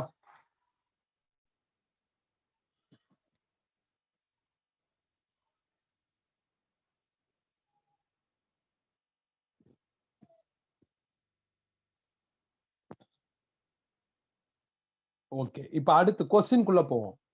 கொஸ்டின்ல என்ன சொல்லியிருக்காங்க அப்படின்னா, ஒரு மாதிரி ஒரு சர்க்கிள்ல ஈக்வி டிஸ்டன்ஸ்ல 4 பார்ட்டிகல்ஸ் வந்து லொகேட் ஆயிருக்கு, அது சுத்துது அப்படின்ட்டாங்க. அப்ப அதோட ஸ்பீட் என்னன்னு கேட்டிருக்காங்க. இப்ப ஈக்வி டிஸ்டன்ஸ்ல தான் பார்ட்டிகல்ஸ் இருக்கு. இப்ப இது சுத்துறப்ப சப்போஸ் இப்ப இந்த M1 இருக்கு பாத்தீங்களா, சுத்துறப்ப இங்க வந்துருச்சுன்னா இங்க இருக்கிற M2 இங்க வந்துரும், இங்க இருக்கிற M3 இங்க போயிரும், இங்க இருக்கிற M4 இங்க வரும். ஏன்னா அவங்களுக்கு நடுவுல இருக்கிற டிஸ்டன்ஸ் ஈவனா இருக்கணும். இப்ப இதுக்கும் நடுவுல என்ன டிஸ்டன்ஸ் இருக்கோ அதே டிஸ்டன்ஸ் தான் இங்கேயும் இருக்கும், அதே டிஸ்டன்ஸ் தான் இங்கேயும் இருக்கும். அதுதான் ஈக்வி டிஸ்டன்ஸ்க்கான அர்த்தம். அப்ப M1 மட்டும் சுத்தாது, M2 மட்டும் சுத்தாது, M3 மட்டும் சுத்தாது, M4 மட்டும் சுத்தாது. யார் சுத்தினாலும் ஒரே ஸ்பீட்ல தான் சுத்துவாங்க. அந்த ஸ்பீட் என்ன அப்படின்னு கால்குலேட் பண்ண சொல்லியிருக்காங்க. இப்ப இந்த பார்ட்டிகல் இருக்குல்ல M1 M2 M3 M4 இவங்க எல்லாம் என்ன பாத்ல சுத்துறாங்கன்னா சர்க்கிள் பாத்ல சுத்துறாங்க. எப்பெல்லாம் சர்க்கிள் பாத் மோஷன் வருதோ அப்பெல்லாம் ஒரு ஸ்பெஷல் ஃபோர்ஸ் வரும். அதுக்கு பேர் சென்ட்ரிபீட்டல் ஃபோர்ஸ். அது நாம சர்க்குலர் மோஷன்ல படிச்சிருக்கோம். சோ அப்ப இந்த மாதிரி சர்க்கிள் பாத்ல சுத்துற ஃபோர்ஸை நீங்க கால்குலேட் பண்ணிருக்கீங்க. ஃபோர்ஸ் ஆன் M1னா கண்டுபிடிச்சாச்சு. இந்த M1 சர்க்கிள் பாத்ல தானே சுத்துது. அப்ப நீங்க தாராளமா என்ன பண்ணிக்கலாம் அப்படின்னா இதை தூக்கிட்டு mv²/r எழுதிக்கலாம். இதான் மேட்டர். சோ அப்ப mv²/r is equal to √2 + 1/2 retain. F1க்கு பதில் ஸ்டெப் 1ல நம்மளுக்கு ஆன்சர் இருக்கு gm²/2r². இதுல ஒரு m கேன்சல் ஆயிரும், ஒரு r கேன்சல் ஆயிரும். இதுல இருந்து v² கண்டுபிடிச்சா gm/2r × √2 + 1/2 வரும். இதுல இருந்து v கண்டுபிடிச்சா என்டையர் திங்ஸ் ரூட்டுக்குள்ள வந்துடும். அதுதான் ஆன்சர். சிமிதா, சர்க்குலர் மோஷன் நீங்க படிச்சிருந்தீங்கன்னா இந்த ஃபார்முலா தெரியும். சர்க்குலர் மோஷன் நீங்க படிக்கலைன்னா இது தெரியாது. ஸோ தெரிஞ்சுக்கங்க, இங்க இருந்து தெரிஞ்சுக்கங்க. இதுக்குன்னு இப்ப போய் நீங்க சர்க்குலர் மோஷன் நோண்டிக்க வேணாம். அதை போட்டு குழப்பிக்க வேணாம். சர்க்கிள் பாத்துல யாராவது ரிவால்வ் ஆகுறாங்கன்னா அங்கெல்லாம் சென்ட்ரிபீட்டல் ஃபோர்ஸ் வரும். அதை தெரிஞ்சுக்கணும். ஜஸ்ட் இப்போதைக்கு அதை ஒரு பாயிண்டா வச்சுட்டு ஃபாலோ பண்ணுங்க, அவ்வளவுதான். அது ஒரு பெரிய பிரச்சனையா வராது. பட் இந்த ஃபார்முலா வந்து நம்மளுக்கு என்டையர் பிசிக்ஸ்லயும் தேவைப்பட்டுக்கிட்டே தான் இருக்கும். நீங்க இப்ப இதே ஃபோர்ஸ் ஆன் M2 பண்ணாலும் இதே ஆன்சர் தான் வரும். ஃபோர்ஸ் ஆன் M3 பண்ணியிருந்தாலும் இதே ஆன்சர் தான் வரும். ஏன்னா எல்லா மாசம் வந்து ஈக்குவ டிஸ்டன்ஸ்ல ஒரே மாதிரி தான் இருக்கு. அப்ப நீங்க எந்த மாசம் எடுத்துக்கிட்டு பண்ணாலும் ஃபைனல் ஆன்சரும் இந்த ஸ்பீடும் மாறாது. அதனாலதான் கொஸ்டினோட பிகினிங்ல நான் என் சாய்ஸுக்கு ஃபோர்ஸ் ஆன் M1 அப்படின்னு போட்டுக்கிட்டேன். கொஞ்சம் லென்த்தி பட் கம்ஃபர்டபுள். பயங்கர காம்ப்ளெக்ஸான திங்கிங்லாம் எதுவுமே கிடையாது. அப்படியே ஒரு ப்ராப்பரான ஸ்டெப்ஸ்ல அந்த ஆன்சர்ஸ் என்ன ஆயிட்டு இருக்குன்னா வந்துகிட்டே இருக்கும். கிளரிக்கல் மிஸ்டேக்ஸ் பண்ணாத மாதிரி பாத்துக்கோங்க. சின்ன சின்ன எரர்ஸ் தப்பெல்லாம் இல்லாத மாதிரி எப்பயும் பாத்துக்கணும்.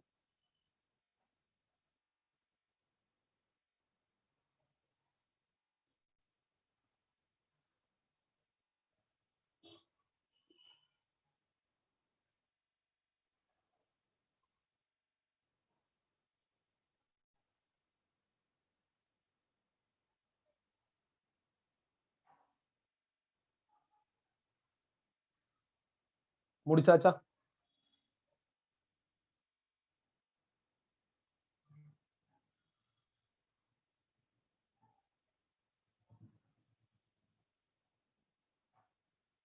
அடுத்த கொஸ்டின் போலாமா? எழுதுங்க. இத ஃபர்தரா சால்வ் பண்ணிக்கலாம். இப்ப ஆப்சன்ஸ்ல இருக்கிற மாதிரி சால்வ் பண்ணிக்கலாம். நான் இந்த 2 இங்கிட்டு மல்டிப்ளை பண்ணிருப்பேன். அப்ப 2√2 + 1 / 2ன்னு வந்துரும். ரூட்ல 2 2 இருக்கிறதுனால வெளியே எடுத்து எழுதிருப்பேன். சோ இந்த மாதிரி அப்டேட் பண்ணிக்கலாம். ஆப்சன்ஸ்ல இருக்கிற மாதிரி அப்டேட் பண்ணிருப்பேன். எழுதிக்கங்க. இதோட இருந்ததை நான் கொஞ்சம் அப்டேட் பண்ணி எழுதியிருக்கேன். 4 ஆப்சன்ஸ்ல ஒரு ஆப்ஷன் நம்ம பிக் பண்ணல, அதுக்கு சூட்டபிளா அப்டேட் பண்ணிருக்கேன்.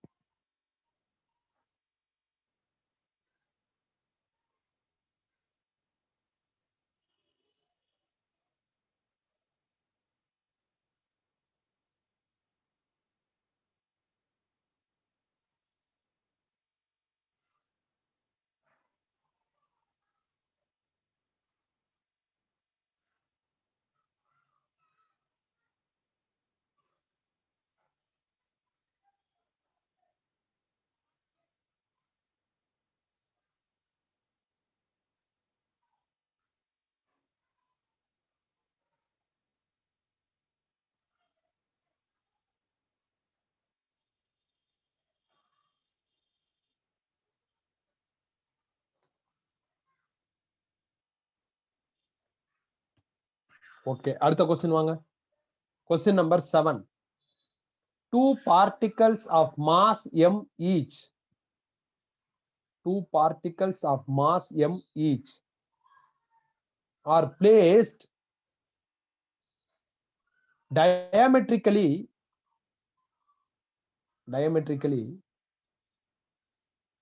opposite in a circle of radius r.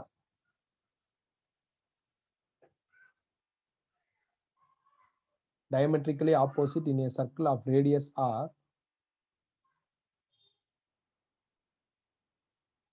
இந்த இடத்துல அடிஷனலா சேர்த்துக்கோங்க. will revolve due to the action of their mutual gravitational attraction.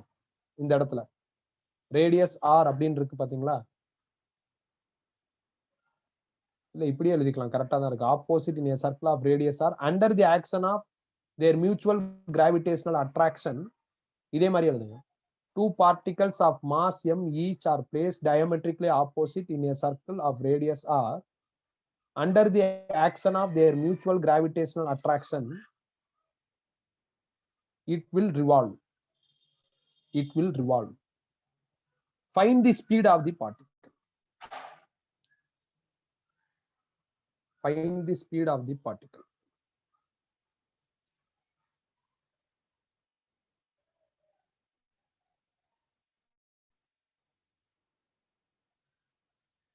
Start பண்ணலாமா? அதே லாஜிக் தான். போன ப்ராப்ளத்துல 4 பார்ட்டிகல், இதுல 2 பார்ட்டிகல் தான். சோ 2 பார்ட்டிகல் டயமெட்ரிக்கலி ஆப்போசிட்டா வைக்கணும். சோ நான் இப்படி வச்சிருக்கேன். ஒரு பார்ட்டிகல் m இங்கிட்டு இருக்கு, இன்னொரு பார்ட்டிகல் m இங்கிட்டு இருக்கு. ரேடியஸ் வந்து r ன்னு சொல்லியிருக்காங்க. டயமெட்ரிக்கலி ஆப்போசிட்ல வச்சுட்டேன். இப்ப மியூச்சுவல் அட்ராக்ஷன்னால இது சுத்துது. அப்ப என்ன ஸ்பீட்னு கேட்டிருக்காங்க. ரெண்டு பார்ட்டிகல் தான் இருக்கு. அப்ப ஈஸியா ஃபோர்ஸ் கண்டுபிடிச்சிடலாம். ஃபோர்ஸோட ஃபார்முலா gm1 × r². அந்த ஃபோர்ஸை Fன்னு எழுதுறேன். g constant. இங்க ரெண்டு பார்ட்டிகளுமே m, அப்ப அதோட ப்ராடக்ட் m² ன்னு வந்துரும். இந்த ரெண்டு பார்ட்டிகளுக்கு நடுவுல இருக்கிற டிஸ்டன்ஸ் டயாமீட்டரா இருக்கு. அப்ப 2r² ன்னு வந்துரும். இத சால்வ் பண்ணா 4r² ன்னு ரைட் சைடுல வந்துரும். இது ரிவால்வ் ஆகுறதுனால, சுத்துறதுனால சென்ட்ரிபிட்டல் ஃபோர்ஸோட ஈக்குவேட் பண்ணிருக்கேன். இப்ப m ஒரு r கேன்சல் ஆயிருச்சுன்னா நம்மளுக்கு இந்த ரிசல்ட் வந்துரும். இதுக்கு ரூட் எடுத்து ஆன்சர் வந்துரும்.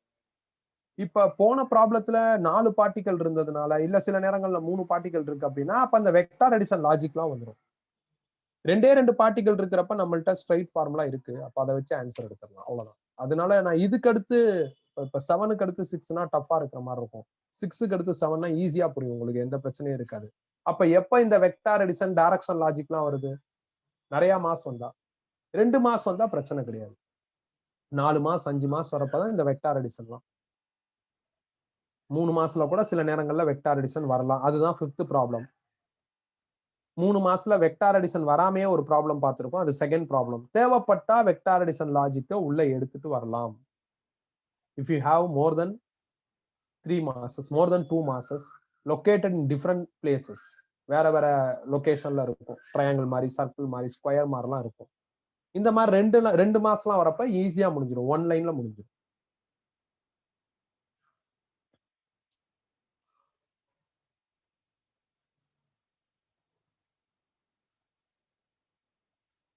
கம்ப்ளீட் பண்ணியாச்சா?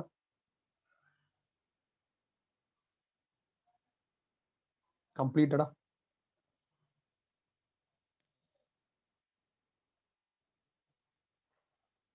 அடுத்த क्वेश्चन எழுதுங்க. Question number 8. 2 spheres of masses m and capital M,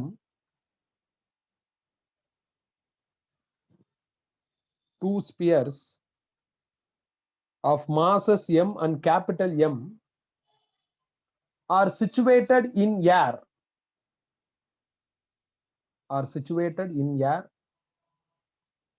And the gravitational force between them is F. And the gravitational force between them is F.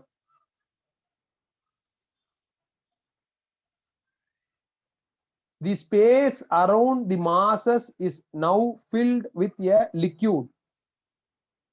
The space around the masses is now filled with a liquid of specific gravity 3. Specific gravity 3.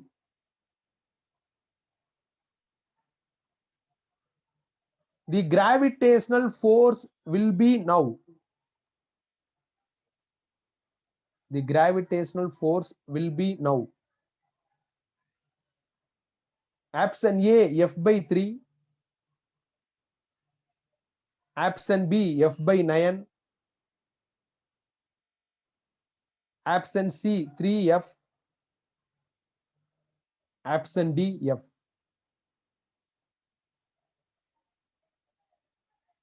ரெண்டு mass இருக்கு. ஒன்னு small m, இன்னொன்னு capital M. நடுவுல ஏர் இருக்குன்னு சொல்லியிருக்காங்க. அப்ப gravitational force வந்து F. இப்ப அந்த ரெண்டு மாஸுக்கு நடுவுல என்ன இருக்கு அப்படின்னா ஒரு லிக்யூட் வந்துடுச்சு.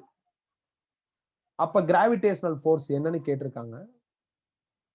ஸ்பெசிபிக் கிராவிட்டி அப்படின்ட்டு ஒரு டேர்ம் கூட கொடுத்திருக்காங்க. லிக்யூடோட ஸ்பெசிபிக் கிராவிட்டின்னு ஒரு டேர்ம் கொடுத்திருக்காங்க. ஸ்பெசிபிக் கிராவிட்டி அப்படிங்கிற இந்த லைனை பாக்குறப்ப நம்மளுக்கு என்ன தோணும் அப்படின்னா கிராவிட்டின்னு தோணும். ஏதோ கிராவிட்டி சம்பந்தப்பட்ட டேர்ம் அப்படிங்கிற மாதிரி தோணும். கிடையாது. ஸ்பெசிபிக் கிராவிட்டிங்கிறது யாருன்னா டென்சிட்டி ரிலேட்டடான ஒரு term. So specific gravity is equal to density of liquid. இப்ப இங்க என்ன சொல்லியிருக்காங்க? லிக்யூட்னு சொல்லியிருக்காங்கன்னா லிக்யூடோட டென்சிட்டி, இல்லைன்னா என்ன மெட்டீரியல் சொல்றாங்களோ அந்த மெட்டீரியலோட density divided by density of water. இதுதான் ஸ்பெசிபிக் கிராவிட்டிக்கான ஃபார்முலா. எந்த பொருளோட ஸ்பெசிபிக் கிராவிட்டி கண்டுபிடிக்கணும்னாலும், இப்ப என்னோட ஸ்பெசிபிக் கிராவிட்டி கண்டுபிடிக்கணும்னா என் டென்சிட்டியை நியூமரேட்டர்ல எழுதணும், டினாமினேட்டர்ல வாட்டர் டென்சிட்டி போட்டுக்கிறணும். அதான் ஸ்பெசிபிக் கிராவிட்டி. ஸோ அந்த லிக்யூடோட ஸ்பெசிபிக் கிராவிட்டி கொடுத்துருக்காங்க. அப்ப கிராவிடேஷனல் ஃபோர்ஸ் என்ன ஆகும் அப்படின்னு கேட்டிருக்காங்க. நாம படிச்ச அந்த கிராவிடேஷனல் ஃபோர்ஸ் G(m1m2/r²)ங்கிறது G(m1m2r). இதை டிபெண்ட் பண்ணி தான் இருக்கே தவிர ஸ்பெசிபிக் கிராவிட்டியோ டென்சிட்டியோ டிபெண்ட் பண்ணி இல்லை. அப்ப எனக்கும் உங்களுக்கு நடுவுல லிக்யூட் இருந்தாலும் சரி, வாட்டர் இருந்தாலும் சரி, ஏர் இருந்தாலும் சரி, ஒரே ஃபோர்ஸ் தான் வரும். ஸோ ஃபோர்ஸ்ல சேஞ்சஸ் கிடையாது. ஸோ அப்ப நம்ம ஆன்சர் என்ன வரும் அப்படின்னா எஃப்னு தான் வரும். ஸோ அதாவது ஏர் இருக்கிறப்ப எஃப் தான், லிக்யூட் இருந்தாலும் எஃப் தான். ஸோ லிக்யூட் இருக்கிறதுனால ஃபோர்ஸோட வேல்யூ மாறாது. ஏன்னா ஃபோர்ஸோட ஃபார்முலா இதான். இதுல எங்கேயாவது ஸ்பெசிபிக் கிராவிட்டிங்கிற டேர்ம் இருக்கா? இல்ல. அப்போ force is independent of specific gravity. அப்போ புதுசா லிக்யூட் உள்ள வந்துட்டதுனால ஃபோர்ஸ் மாற போறது கிடையாது. அதே ஃபோர்ஸ் தான் ரிட்டைன் ஆகும். நியூட்டனோட இந்த லாலே அந்த விஷயம் clear. Any two mass in universe. அப்ப யூனிவர்ஸ்ல 2 மாஸ்னா நான் ஒரு மாஸ் வாட்டர்ல இருக்கு, இன்னொரு மாஸ் ஏர்ல இருக்கு அப்படின்னு எடுத்துக்கிட்டாலும் அதே ஃபோர்ஸ் தான். வாட்டருக்கு பதிலா அந்த மாஸ் மூன்ல இருந்தாலும் அதே ஃபோர்ஸ் தான். ஸோ இப்ப சப்போஸ் வேற ஏதாவது ஒரு ஆயில்ல இருந்தாலும் அதே ஃபோர்ஸ் தான். அப்படிதான் நியூட்டன் சொல்லியிருக்காரு. அவர் மீடியம் பிளே பண்ற மாதிரி சொல்லல. ஸோ அதனால லிக்யூட் உள்ள வரதுனால நம்மளுக்கு எந்த பிரச்சனையும் வராது. எழுதிக்கங்க. ஜஸ்ட் நான் நியூட்டன்ஸ் கிராவிடேஷனல் லாவோட ஸ்டேட்மெண்ட்டை திருப்பி இன்சிஸ்ட் பண்றேன். ஸ்டேட்மெண்ட்டை கரெக்டா ஃபாலோ பண்ணா இந்த ப்ராப்ளம் கம்ஃபர்டபுளா மாறும். இல்ல ஸ்டேட்மெண்ட் நம்மளுக்கு மிஸ் அவுட் ஆகுது, அது பிரச்சனையா இருக்கு அப்படின்னா நீ இந்த ஃபார்முலாவை பாரு. எங்கேயாவது ஸ்பெசிபிக் கிராவிட்டி இருக்கா? இல்ல. அப்படின்னா ஸ்பெசிபிக் கிராவிட்டிக்கும் ஃபோர்ஸுக்கும் சம்மந்தம் கிடையாது. அவ்வளவுதான். எழுதிக்கங்க.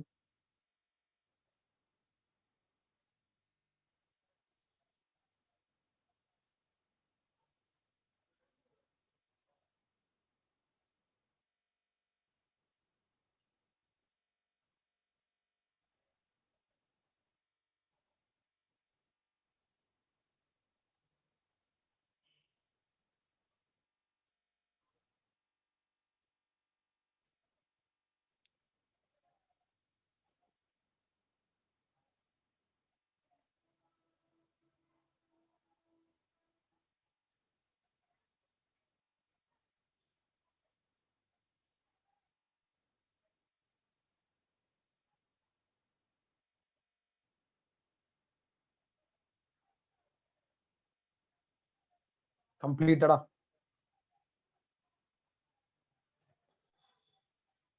அடுத்த கொஸ்டின் போலாமா?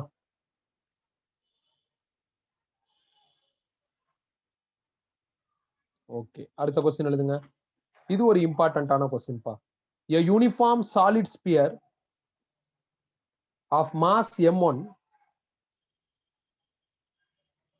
is separated from a uniform rod of length L and mass m2. A uniform solid sphere of mass m1 is separated from a uniform rod of length L and mass m2. Calculate the gravitational force exerted by the sphere on the rod. Calculate the gravitational force exerted by the sphere on the rod. Diagram போட்டுக்கங்க. இந்த question important போட்டுக்கங்கப்பா. இந்த ராடுக்கும் இந்த ஸ்பியருக்கும் அக்ராஸா உள்ள gravitational force என்ன அப்படின்னு கண்டுபிடிக்க சொல்லியிருக்காங்க.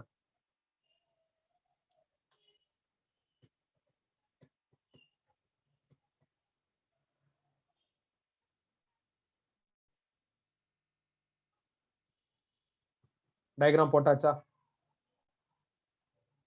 Gravitational force பத்தி பேசின scientist Newton. Newton's gravitational law படி யூனிவர்ஸ்ல இருக்கிற எந்த 2 மாஸ் வேணாலும் நீங்க எடுத்துக்கலாம். இவங்க ஒரு மாச ஸ்பியராவும் இன்னொரு மாச ராடாவும் கொடுத்திருக்காங்க. இந்த நியூட்டன்ஸ் கிராவிடேஷனல் லாவை கொஞ்சம் நுணுக்கமா உள்ள எடுத்துட்டு போய் பாக்குறப்ப நியூட்டன் சில கண்டிஷன் சொல்றாரு. என்ன கண்டிஷன்னா அந்த 2 மாஸ் பாயிண்ட் மாஸா இருக்கணும்னு சொல்றாரு. பாயிண்ட் மாஸ்னா என்ன? ஒரு சின்ன டாட் தான் பாயிண்ட் மாஸ். அப்புறம் இன்னொரு கண்டிஷனை அப்டேட் பண்றாரு. என்ன அப்படின்னா எல்லா ரவுண்ட் மாஸையும் பாயிண்ட் மாஸா எடுத்துக்கலாங்கிறாரு. அப்ப ஸ்பேஸ்ல இருக்கிற எல்லா பிளானட்ஸும் ஏறக்குறைய ஸ்பியர் மாதிரி தான். பர்ஃபெக்ட் ஸ்பியரா இல்லைனாலும் ஏறக்குறைய ஸ்பியர் மாதிரி தான். அப்ப அது எல்லாமே பாயிண்ட் மாஸ். ஸோ ஸ்பேஸ்ல இருக்கிற ஸ்பியர்ஸ் எல்லா பிளானட்ஸும் பாயிண்ட் மாஸ். நாம வந்து எந்த ரவுண்ட் மாஸ் எடுத்துக்கிட்டாலும் அதை பாயிண்ட் மாஸா ட்ரீட் பண்ணிக்கலாம். ஒரு சின்ன டாட் மாதிரி ஒரு பார்ட்டிகல் மாதிரி வச்சாலும் அது பாயிண்ட் மாஸ் தான். அந்த மாதிரி பாயிண்ட் மாஸுக்கு தான் அவரோட லா அப்ளிகபிள். அதாவது அவரோட formula applicable. G m1 m2/r². அதுல m1 ஒரு பாயிண்ட் மாஸா இருக்கணும், m2 ஒரு பாயிண்ட் மாஸா இருக்கணும். ஆனா இந்த கொஸ்டின்ல பிரச்சனை வருது. m1 பாயிண்ட் மாஸ், ஆனா m2 பாயிண்ட் மாஸ் கிடையாது. ஒரு ராடு நீளமா இருக்கு. m1 எப்படி பாயிண்ட் மாஸ்னா m1 வந்து ஸ்பியர். சோ நியூட்டன் க்ளூ படி நம்மளுக்கு ஸ்பியரும் பாயிண்ட் மாஸ் தான். ஆனா m2 அப்படி இல்லை. சப்போஸ் ரெண்டுமே பாயிண்ட் மாஸா இருந்ததுன்னா நம்ம இந்த ஃபார்முலாவை யூஸ் பண்ணிக்கலாம். இப்ப மாட்டிக்கிட்டோம். ஒன்னு பாயிண்ட் மாஸ், இன்னொன்னு ஒரு லென்த்தியான ராடா இருக்கு. அதனால நான் என்ன பண்றேன்னா ஃபுல் ராட சீன்ல எடுக்காம இந்த ராட்ல ஒரு சின்ன பீஸ் எடுத்துக்கிறேன். நாம எடுக்கிற ஸ்மால் பீஸ் வந்து பாயிண்ட் மாஸ். ஒரு ராட்ல ஒரு சின்ன பீஸ் எடுக்கிறேன், அது பாயிண்ட் மாஸ். அந்த பீஸோட திக்னஸ் வந்து dx. Full ராடோட mass m2. நான் ஒரு சின்ன பீஸ் எடுத்திருக்கேன், அந்த பீஸோட திக்னஸ் வந்து dx. இது ஒரு பாயிண்ட் மாஸ், இது ஒரு பாயிண்ட் மாஸ். இந்த ரெண்டு பாயிண்ட் மாஸுக்கும் நடுவுல இருக்கிற டிஸ்டன்ஸை எக்ஸா எடுத்திருக்கேன். இப்ப எனக்கு ஃபுல் ராடோட மாஸ் தெரியும் m2. நான் எடுத்திருக்கிறது ஒரு சின்ன பீஸ். அப்ப இந்த சின்ன பீஸோட மாஸ் எனக்கு வேணும். அதை கண்டுபிடிக்கிறதுக்கு ஒரு லாஜிக் இருக்கு. ஃபுல் லென்த்னா ஃபுல் மாஸ் பாருங்க. ஃபுல் லென்த்னா ஃபுல் மாஸ். அப்போ ஒரு சின்ன லென்த்னா அதுக்கு எவ்வளவு மாஸ்? அதை கிராஸ் பண்ணா உங்களுக்கு கிடைச்சிரும் m2 dx/l. இதை கிராஸ் பண்ணா m2 into dx. இது இங்க கீழே வந்து l is equal to question markனு வரும். இங்க question markனா யாருப்பா? Mass of this small piece. ஒரு சின்ன லாஜிக் தான்ப்பா. 10 மீட்டர் 10 கிலோ. அப்போ 1 மீட்டருக்கு 1 கிலோன்னு எழுதுவோம்ல, அந்த மாதிரிதான். ஃபுல் லென்த் ஃபுல் மாஸ், சின்ன லென்த்துக்கு சின்ன மாஸ். அதை கண்டுபிடிச்சாச்சு. ஏன்னா நம்மளுக்கு இந்த லா ரெஸ்ட்ரிக்டடா இருக்கு. இந்த law applicable for point mass. Round object point mass பிரச்சனை இல்லை. ஆனா நீளமான ஒரு ராடை நம்ம பாயிண்ட் மாஸா எடுக்க முடியாது. என்ன பண்றது? அப்ப அந்த ராடுக்கு நம்ம கால்குலேட் பண்ணாம அந்த ராடுல இருக்கிற ஒரு பர்டிகுலர் பீஸுக்கு கால்குலேட் பண்ணலாம் அப்படின்னு பிளான். அந்த பர்டிகுலர் பீஸ் நான் இங்க எடுத்திருக்கேன். சந்தேகம் வரும், இங்கதான் எடுக்கணுமான்ட்டு. எங்க வேணாலும் எடுத்துக்கலாம். இங்க கூட நீ அந்த பீஸ் போடலாம், இங்க கூட போடலாம். பிகினிங்லயும் எண்ட்லயும் போடாத, நடுவுல வேற எங்க வேணாலும் போட்டுக்கோ. நான் எடுத்திருக்கிற இந்த சின்ன பீஸ் ஒரு பாயிண்ட் மாஸ், இது ஒரு பாயிண்ட் மாஸ். அப்ப இவங்களுக்கும் ஸ்பியருங்கிற இந்த பாயிண்ட் மாஸ்க்கும் இந்த சின்ன பீஸுக்கும் இந்த ஃபார்முலாவை யூஸ் பண்ணி ஃபோர்ஸ் கண்டுபிடிக்கலாம். அதுதான் ஃபர்ஸ்ட் ஸ்டேஜ் இந்த கொஸ்டின்ல. அப்ப இந்த சின்ன பீஸ் ஒரு பாயிண்ட் மாஸ்னா அதோட வேல்யூ வேணும்ல, அதுதான் இங்க எழுதிருக்கு. இப்ப நீங்க என்ன பண்ணுங்கன்னா இந்த ஃபார்முலாவை அப்டேட் பண்ணுங்க. G ரீடைன் பண்ணிக்கிறேன். m1க்கு பதில் ஸ்பியர் எழுதிட்டேன். m2ங்கிறது இந்த பாயிண்ட் மாஸ். இந்த பாயிண்ட் மாஸோட வேல்யூ m2 dx/l. அதை இங்க எழுதியாச்சு. கன்ஃபியூஸ் ஆயிடக்கூடாதுன்றதுனாலதான் இம்பார்ட்டன்ட் போட்டிருக்கேன். நீ ஃபியூச்சர்ல என்ன கொஸ்டின் கேட்பனா m2க்கு பதில் நீங்க எப்படி m2 dx/lன்னு போட்டீங்கன்னு கேட்பேன். நீங்க புரிஞ்சுக்கிறணும், m1 ஒரு பாயிண்ட் மாஸ், m2 ஒரு பாயிண்ட் மாஸ். இங்க இவங்க சொல்லியிருக்கிற இந்த ராடு பாயிண்ட் மாஸ் கிடையாது. இந்த ராட்ல நான் ஒரு சின்ன பீஸ் எடுக்கிறேன், அது பாயிண்ட் மாஸ். அதோட வேல்யூவை நான் கண்டுபிடிச்சிருக்கேன், அதை இங்க ஃபீட் பண்றேன். நான் இந்த கொஸ்டின் மார்க் போட்டிருக்கேன்ல, இதுக்கு கீழே நான் எழுத முடியும் which is mass of small piece அப்படின்னு எழுத முடியும். நான் எழுதல, நீ யோசிக்கணும். அதனால நான் இதை எழுதாம வச்சிருக்கேன். நீ வேணா இப்ப எழுதுறப்ப எழுதி வேணா வச்சுக்கோ. அதுக்கப்புறம் ஆறுங்கிறது யாருன்னா டிஸ்டன்ஸ் பிட்வீன் டூ மாஸ். அப்ப இந்த பாயிண்ட் மாஸுக்கும் இந்த பாயிண்ட் மாஸுக்கும் நடுவுல இருக்கிற டிஸ்டன்ஸ் எக்ஸ். அப்ப r² பதில் x² வந்துடும். இப்ப நான் கண்டுபிடிச்சிருக்கிற ஃபோர்ஸ் ஸ்பியருங்கிற இந்த பாயிண்ட் மாஸுக்கும் ராட்ல இருக்கிற ஒரு குட்டி பாயிண்ட் மாஸுக்கும்.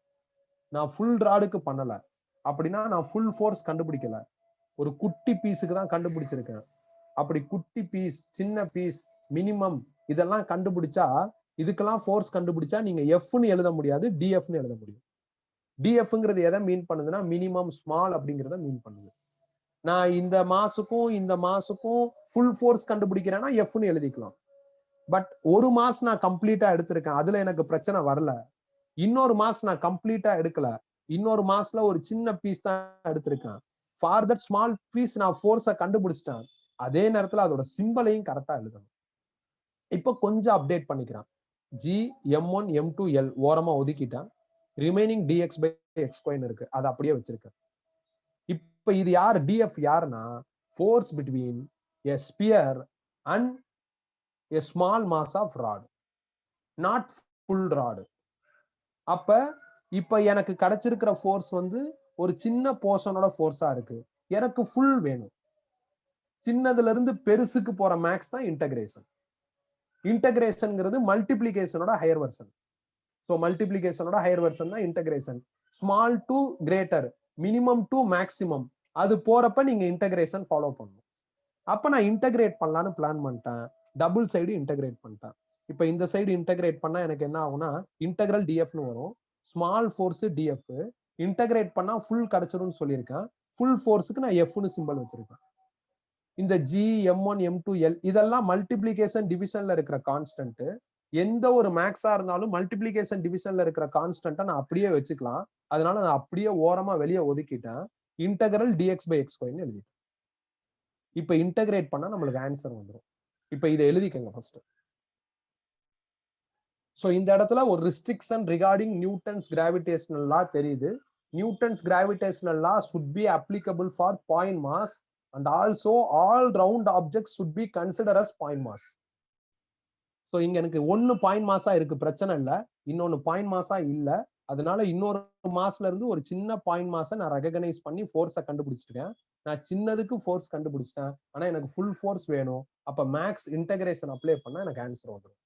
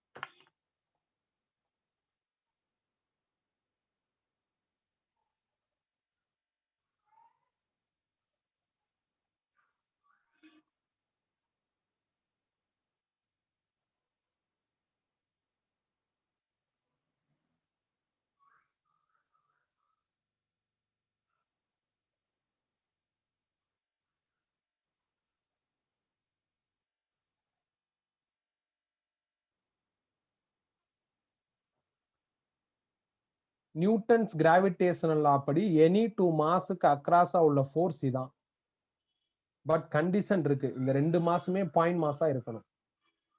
இந்த கொஸ்டின்ல ஒரு மாஸ் வந்து ஸ்பியர், இன்னொரு மாஸ் ராடு, அதோட லென்த் எல். இந்த ஸ்பியருங்கிறது ரவுண்ட் மாஸ். அதே நியூட்டன்ஸ் லா படி ரவுண்ட் மாஸும் பாயிண்ட் மாஸ் தான். அதனால M1 பொறுத்தவரை எந்த பிரச்சனையும் இல்லை. M2 பாயிண்ட் மாஸா இல்ல. அதனால M2 அப்படிங்கிற இந்த ராட்ல இருந்து ஒரு சின்ன பீஸை நான் ஐடென்டிஃபை பண்றேன். அந்த சின்ன பீஸோட திக்னஸ் ஆர் லென்த் dx. அந்த சின்ன பீஸ் வந்து ஒரு பாயிண்ட் மாஸ். இப்ப ஃபுல் லென்த்தோட மாஸ் வேல்யூ M2. அப்ப இந்த குட்டி லென்த்தோட மாஸ் என்னன்னு நான் கண்டுபிடிக்கணும். அதுதான் கொஸ்டின் மார்க். கண்டுபிடிச்சா இந்த மாதிரி வருது. இந்த கொஸ்டின் மார்க் யாருன்னா இந்த குட்டி பீஸோட மாஸ். இந்த குட்டி பீஸ் ஒரு பாயிண்ட் மாஸ், M1 ஒரு பாயிண்ட் மாஸ். அப்ப இந்த ஃபார்முலாவை யூஸ் பண்ணி ஃபோர்ஸ் கண்டுபிடிக்கலாம். அதை தான் கண்டுபிடிச்சிருக்கேன்.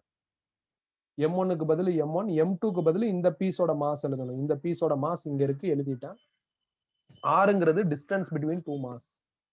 டிஸ்டன்ஸ் பிட்வீன் டூ மாஸ் எனக்கு என்னவா இருக்குன்னா எக்ஸா இருக்கு. அப்ப ஆர் ஸ்கொயர்டு வந்து எக்ஸ் ஸ்கொயர்டா மாறுது. அப்புறம் கொஞ்சம் அரேஞ்ச் பண்ணிக்கிட்டேன். இப்ப நான் கண்டுபிடிச்சிருக்கிற இந்த டிஎஃப்ங்கிற ஃபோர்ஸ், ஏன் டிஎஃப் போட்டிருக்கோம் அப்படின்னா ஒரு மாஸ் ஓகே, இன்னொரு மாஸ் வந்து ஸ்மால் மாஸ் தான் எடுத்திருக்கேன். ஸ்மால் மினிமம்னா டிஃபரன்சியேஷன் லுக்ல எழுதிடணும். அதனாலதான் டிஎஃப்னு போட்டிருக்கேன். இப்ப நான் கண்டுபிடிச்சிருக்கிற ஃபோர்ஸ் வந்து இந்த சின்ன மாஸுக்கும் ஸ்பியருக்கும் நடுவில் இருக்கிற ஃபோர்ஸ். பட் எனக்கு தேவை ராடுக்கும் ஸ்பியருக்கும். இந்த சின்ன மாஸ்ல இருக்கிற ஃபுல் போர்ஷன் தான் ராடு. அப்ப சின்னதுல இருந்து ஃபுல்லா போகணும், சின்னதுல இருந்து பெருசுக்கு போகணும். அப்ப அதுக்கு இன்டகிரேஷன்ங்கிற மேக்ஸ் அப்ளை பண்ணிக்கலாம். ஸோ அப்ப சின்ன ஃபோர்ஸை இன்டகிரேட் பண்ணா ஃபுல் ஃபோர்ஸ் கிடைச்சிரும். மல்டிப்ளிகேஷன்ல யார் யார் இருக்காங்களோ அவங்களாம் ஓரமா ஒதுக்கிட்டு மித்ததை நான் எழுதியிருக்கேன். இப்படி இன்டகிரேட் பண்றப்ப நாம லிமிட் அப்ளை பண்ணணும். எப்படி லிமிட் அப்ளை பண்றது? இங்க பாருங்களேன், dx இருக்கு. இதுதான் க்ளூ. dxனா x சம்பந்தப்பட்ட லிமிட். xனா என்னன்னு பாருங்க, டிஸ்டன்ஸ்.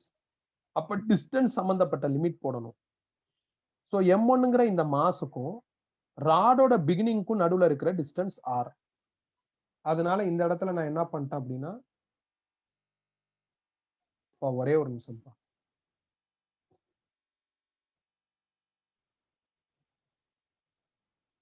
ஒரு பூச்சி ஒண்ணு வந்துட்டு இருக்கு, ஒரு நிமிஷம்.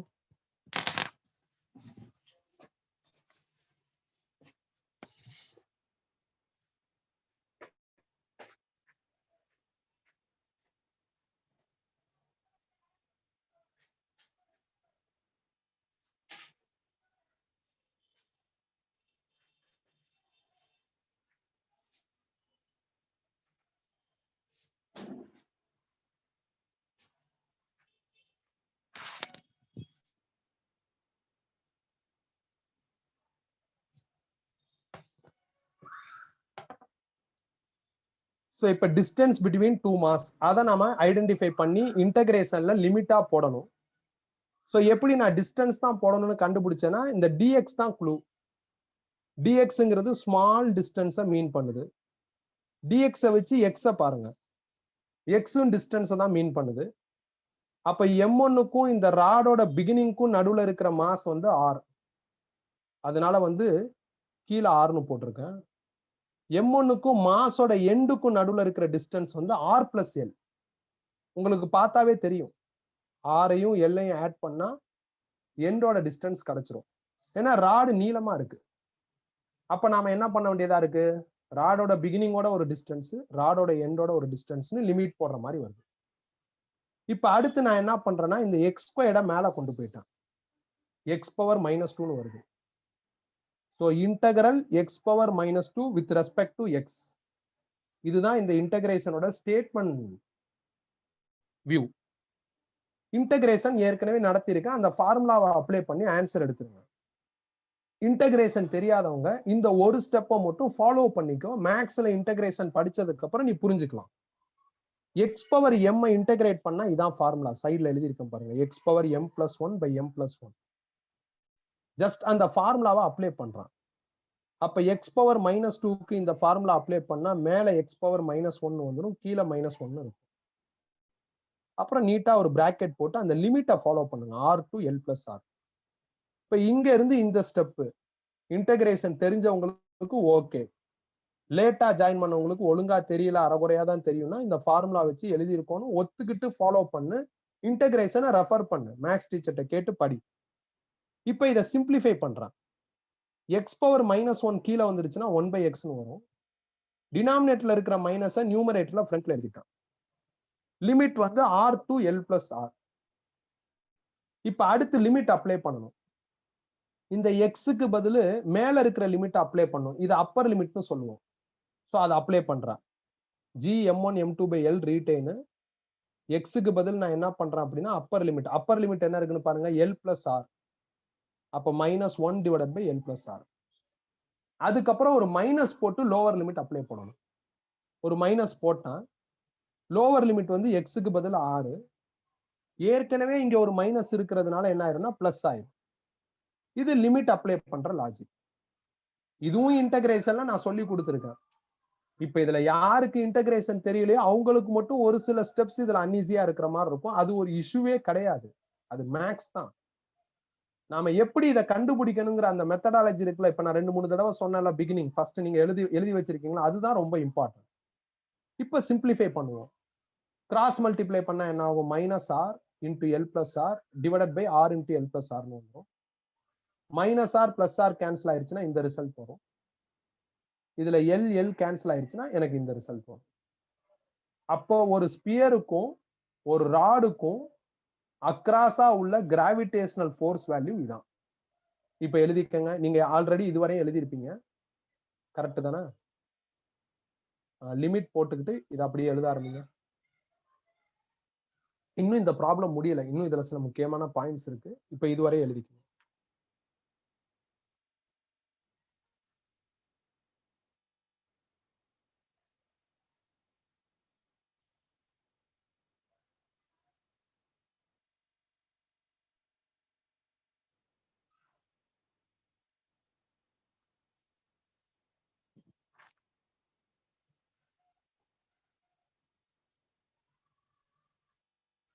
கண்டுபிடிச்சாச்சு, கொஸ்டினோட ரெக்குயர்மெண்ட் படி ஆன்சர் எடுத்தாச்சு.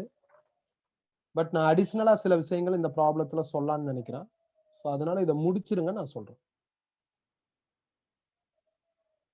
இன்டகிரேட் பண்ணணும் அப்படின்னு டிசைட் பண்ற வரையும் பிசிக்ஸ், இன்டகிரேஷன்ங்கிறது மேக்ஸ். அதுல போடுற லிமிட் வந்து பிசிக்ஸ் படி நாம கண்டுபிடிக்கணும், டயக்ராம் படி கண்டுபிடிக்கணும். அதுக்கப்புறம் எவாலுவேட் பண்றது ஃபுல்லா என்ன அப்படின்னா மேக்ஸ் தான். ஸோ எவாலுவேட் பண்ணி we got answer now.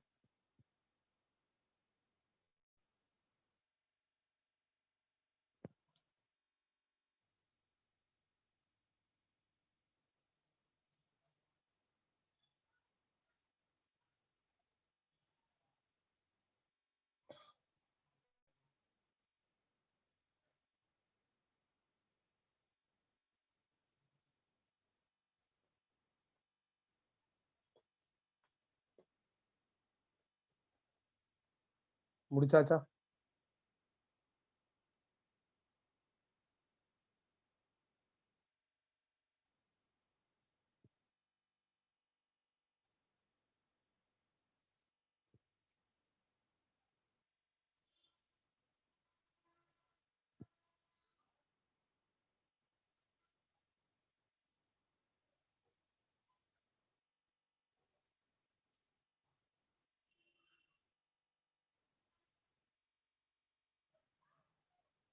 கம்ப்ளீட்டடா?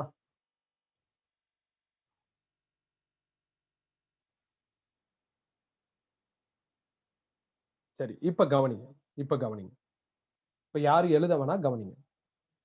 Suppose இந்த மாதிரி ஒரு கண்டிஷன் எழுதுறேன், L plus R approximately equal to R. இதுக்கு என்ன அர்த்தம் அப்படின்னா R very very very very greater than L. இதுக்கு என்ன அர்த்தம் அப்படின்னா இப்ப M1 M2 இதுக்கு நடுவுல இருக்கிற டிஸ்டன்ஸ் தான் R. இந்த R வந்து ஒரு 50 லட்சம் கிலோமீட்டர். L வந்து எவ்வளவு அப்படின்னா ஒரு 1 மீட்டர். அப்ப இந்த 50 lakhs கிலோமீட்டரை கம்பேர் பண்றப்ப இந்த 1 மீட்டர் ரொம்ப சின்னது. அப்ப அதை நெக்லெக்ட் பண்ணிடலாம். அதுதான் நான் இங்க எழுதியிருக்கிற இந்த பாயிண்ட்டுக்கான மீனிங். ஸோ அப்ப R ரொம்ப தூரமா இருந்ததுன்னா, அதாவது M1க்கும் M2க்கும் இடையில இருக்கிற இந்த டிஸ்டன்ஸ் M2ஓட லென்த்தோட ரொம்ப பெருசா இருந்ததுன்னா, நீங்க யோசிச்சு பாருங்க, இது 50 lakhs கிலோமீட்டர், இது 1 மீட்டர். 50 lakhs கிலோமீட்டரோட ஒரு 1 மீட்டர் ஆட் பண்றதுனால ரிசல்ட்ல பெருசா சேஞ்ச் வராது. அதனாலதான் நான் L plus R அப்ராக்சிமேட்டா Rன்னு மாத்திருக்கேன். அப்படி L plus R அப்ராக்சிமேட்டா Rன்னு மாத்திட்டா எனக்கு என்ன ஆன்சர் வருதுன்னா R ஸ்கொயர்னு டினாமினேட்டர்ல வருது.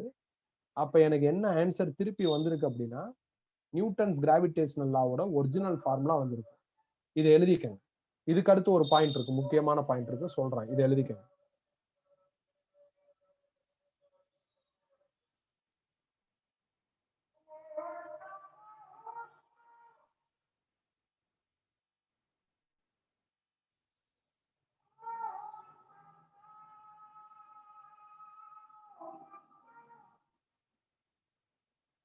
எழுதியாச்சா?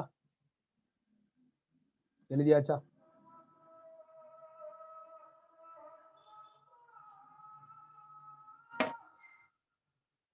கம்ப்ளீட்டடா?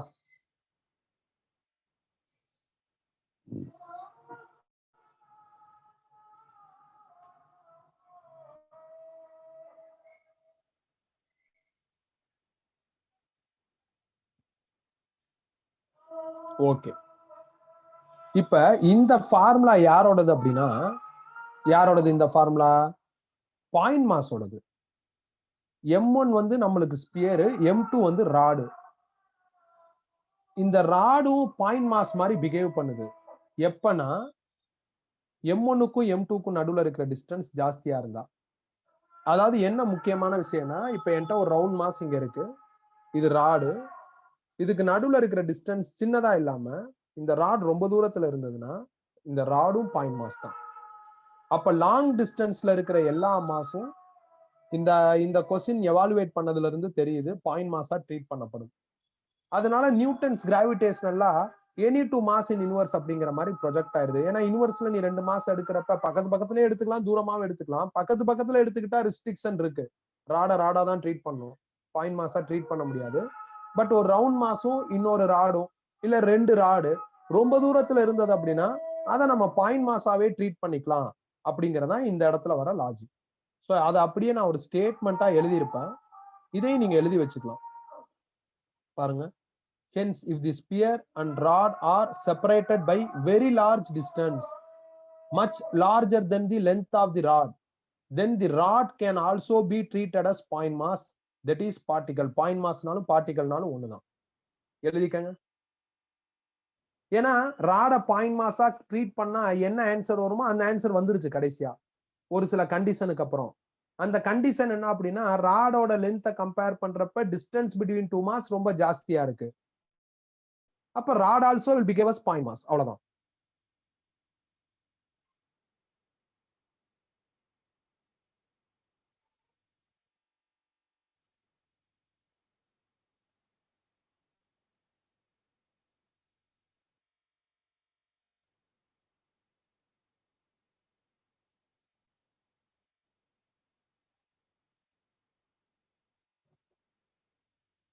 கம்ப்ளீட்டடா?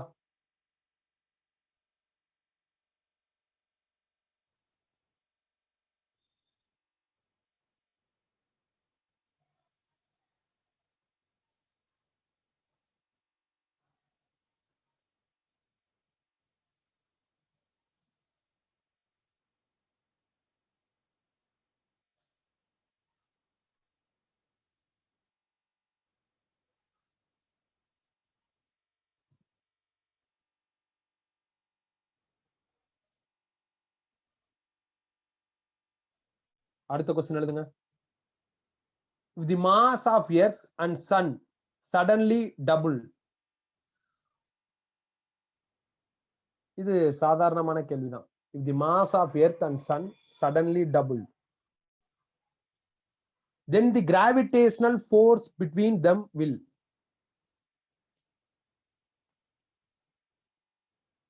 Then the gravitational force between them will.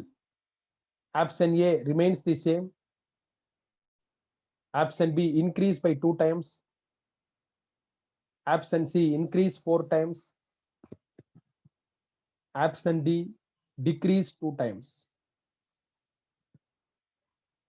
ரொம்ப சிம்பிள் क्वेश्चन பா.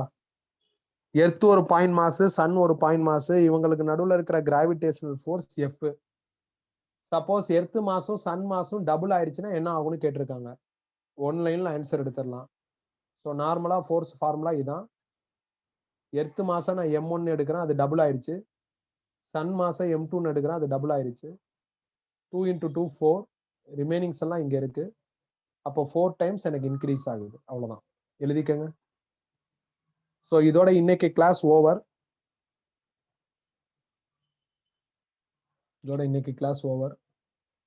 ஸோ ரிமைனிங் சாட்டர்டே கிளாஸ் பார்ப்போம். ஃபர்ஸ்ட் பாயிண்ட் நம்ம முடிச்சாச்சு. Newton's gravitational law theory plus problems முடிச்சாச்சு. ரெண்டாவது பாயிண்ட் அடுத்த கிளாஸ்ல நாம டிஸ்கஸ் பண்ணலாம். ஏதாவது டிஸ்பிளே பண்ணணும்னா சொல்லுங்க, டிஸ்பிளே பண்றேன். எழுதியாச்சுன்னா லாக் அவுட் ஆயிக்கலாம்.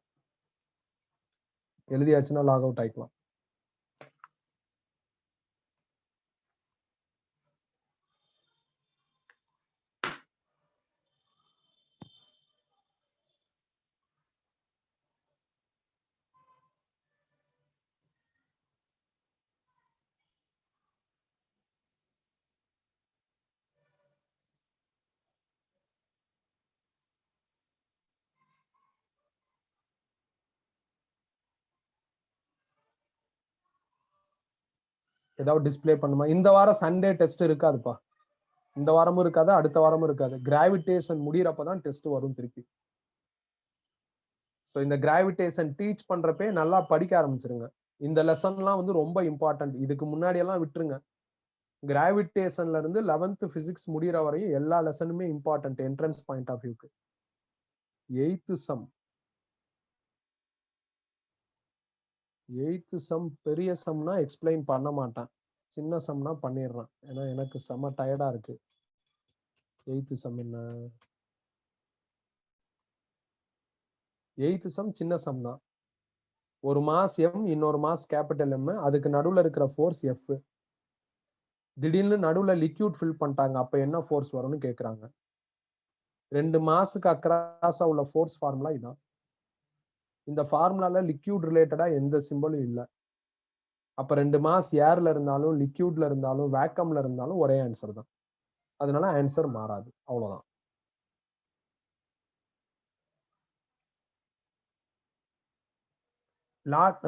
எனக்கு ஒரு ஸ்டூடெண்ட் ஜோஸ்னாவுக்கு நான் டைம் கொடுத்துருக்கேன் டெஸ்ட் எழுதுறதுக்கு. அதனால வந்து நான் இன்னும் என்ன பண்ணலாம் அப்படின்னா உங்களுக்கு இந்த கீ அனுப்பல. 7th சம் டிஸ்ப்ளே பண்ணணும். அவங்க டெஸ்ட் முடிச்சிருவாங்க, நாளைக்கு முடிச்சிருவாங்க. முடிச்சதுக்கு அப்புறம் நான் உங்களுக்கு அந்த டீடைல்டு சொல்யூஷன் அனுப்பிச்சு விடுறேன்.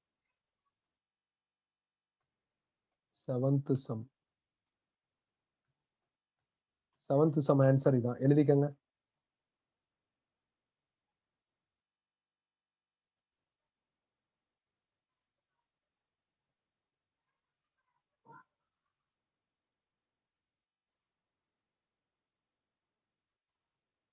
Praveen Kumar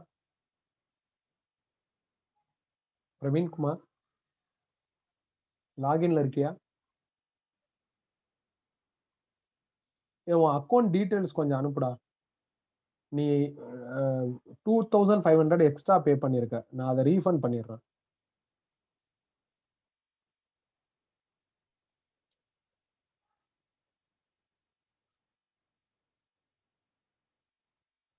Praveen,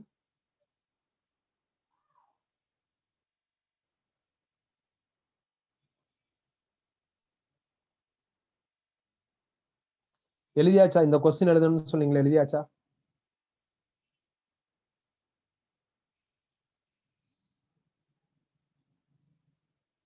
okay, remaining Saturday class பார்ப்போம்ப்பா. Sir Raja sir. சார் சொல்லுங்க சார். சார் முடிஞ்சிச்சு சார். Okay sir.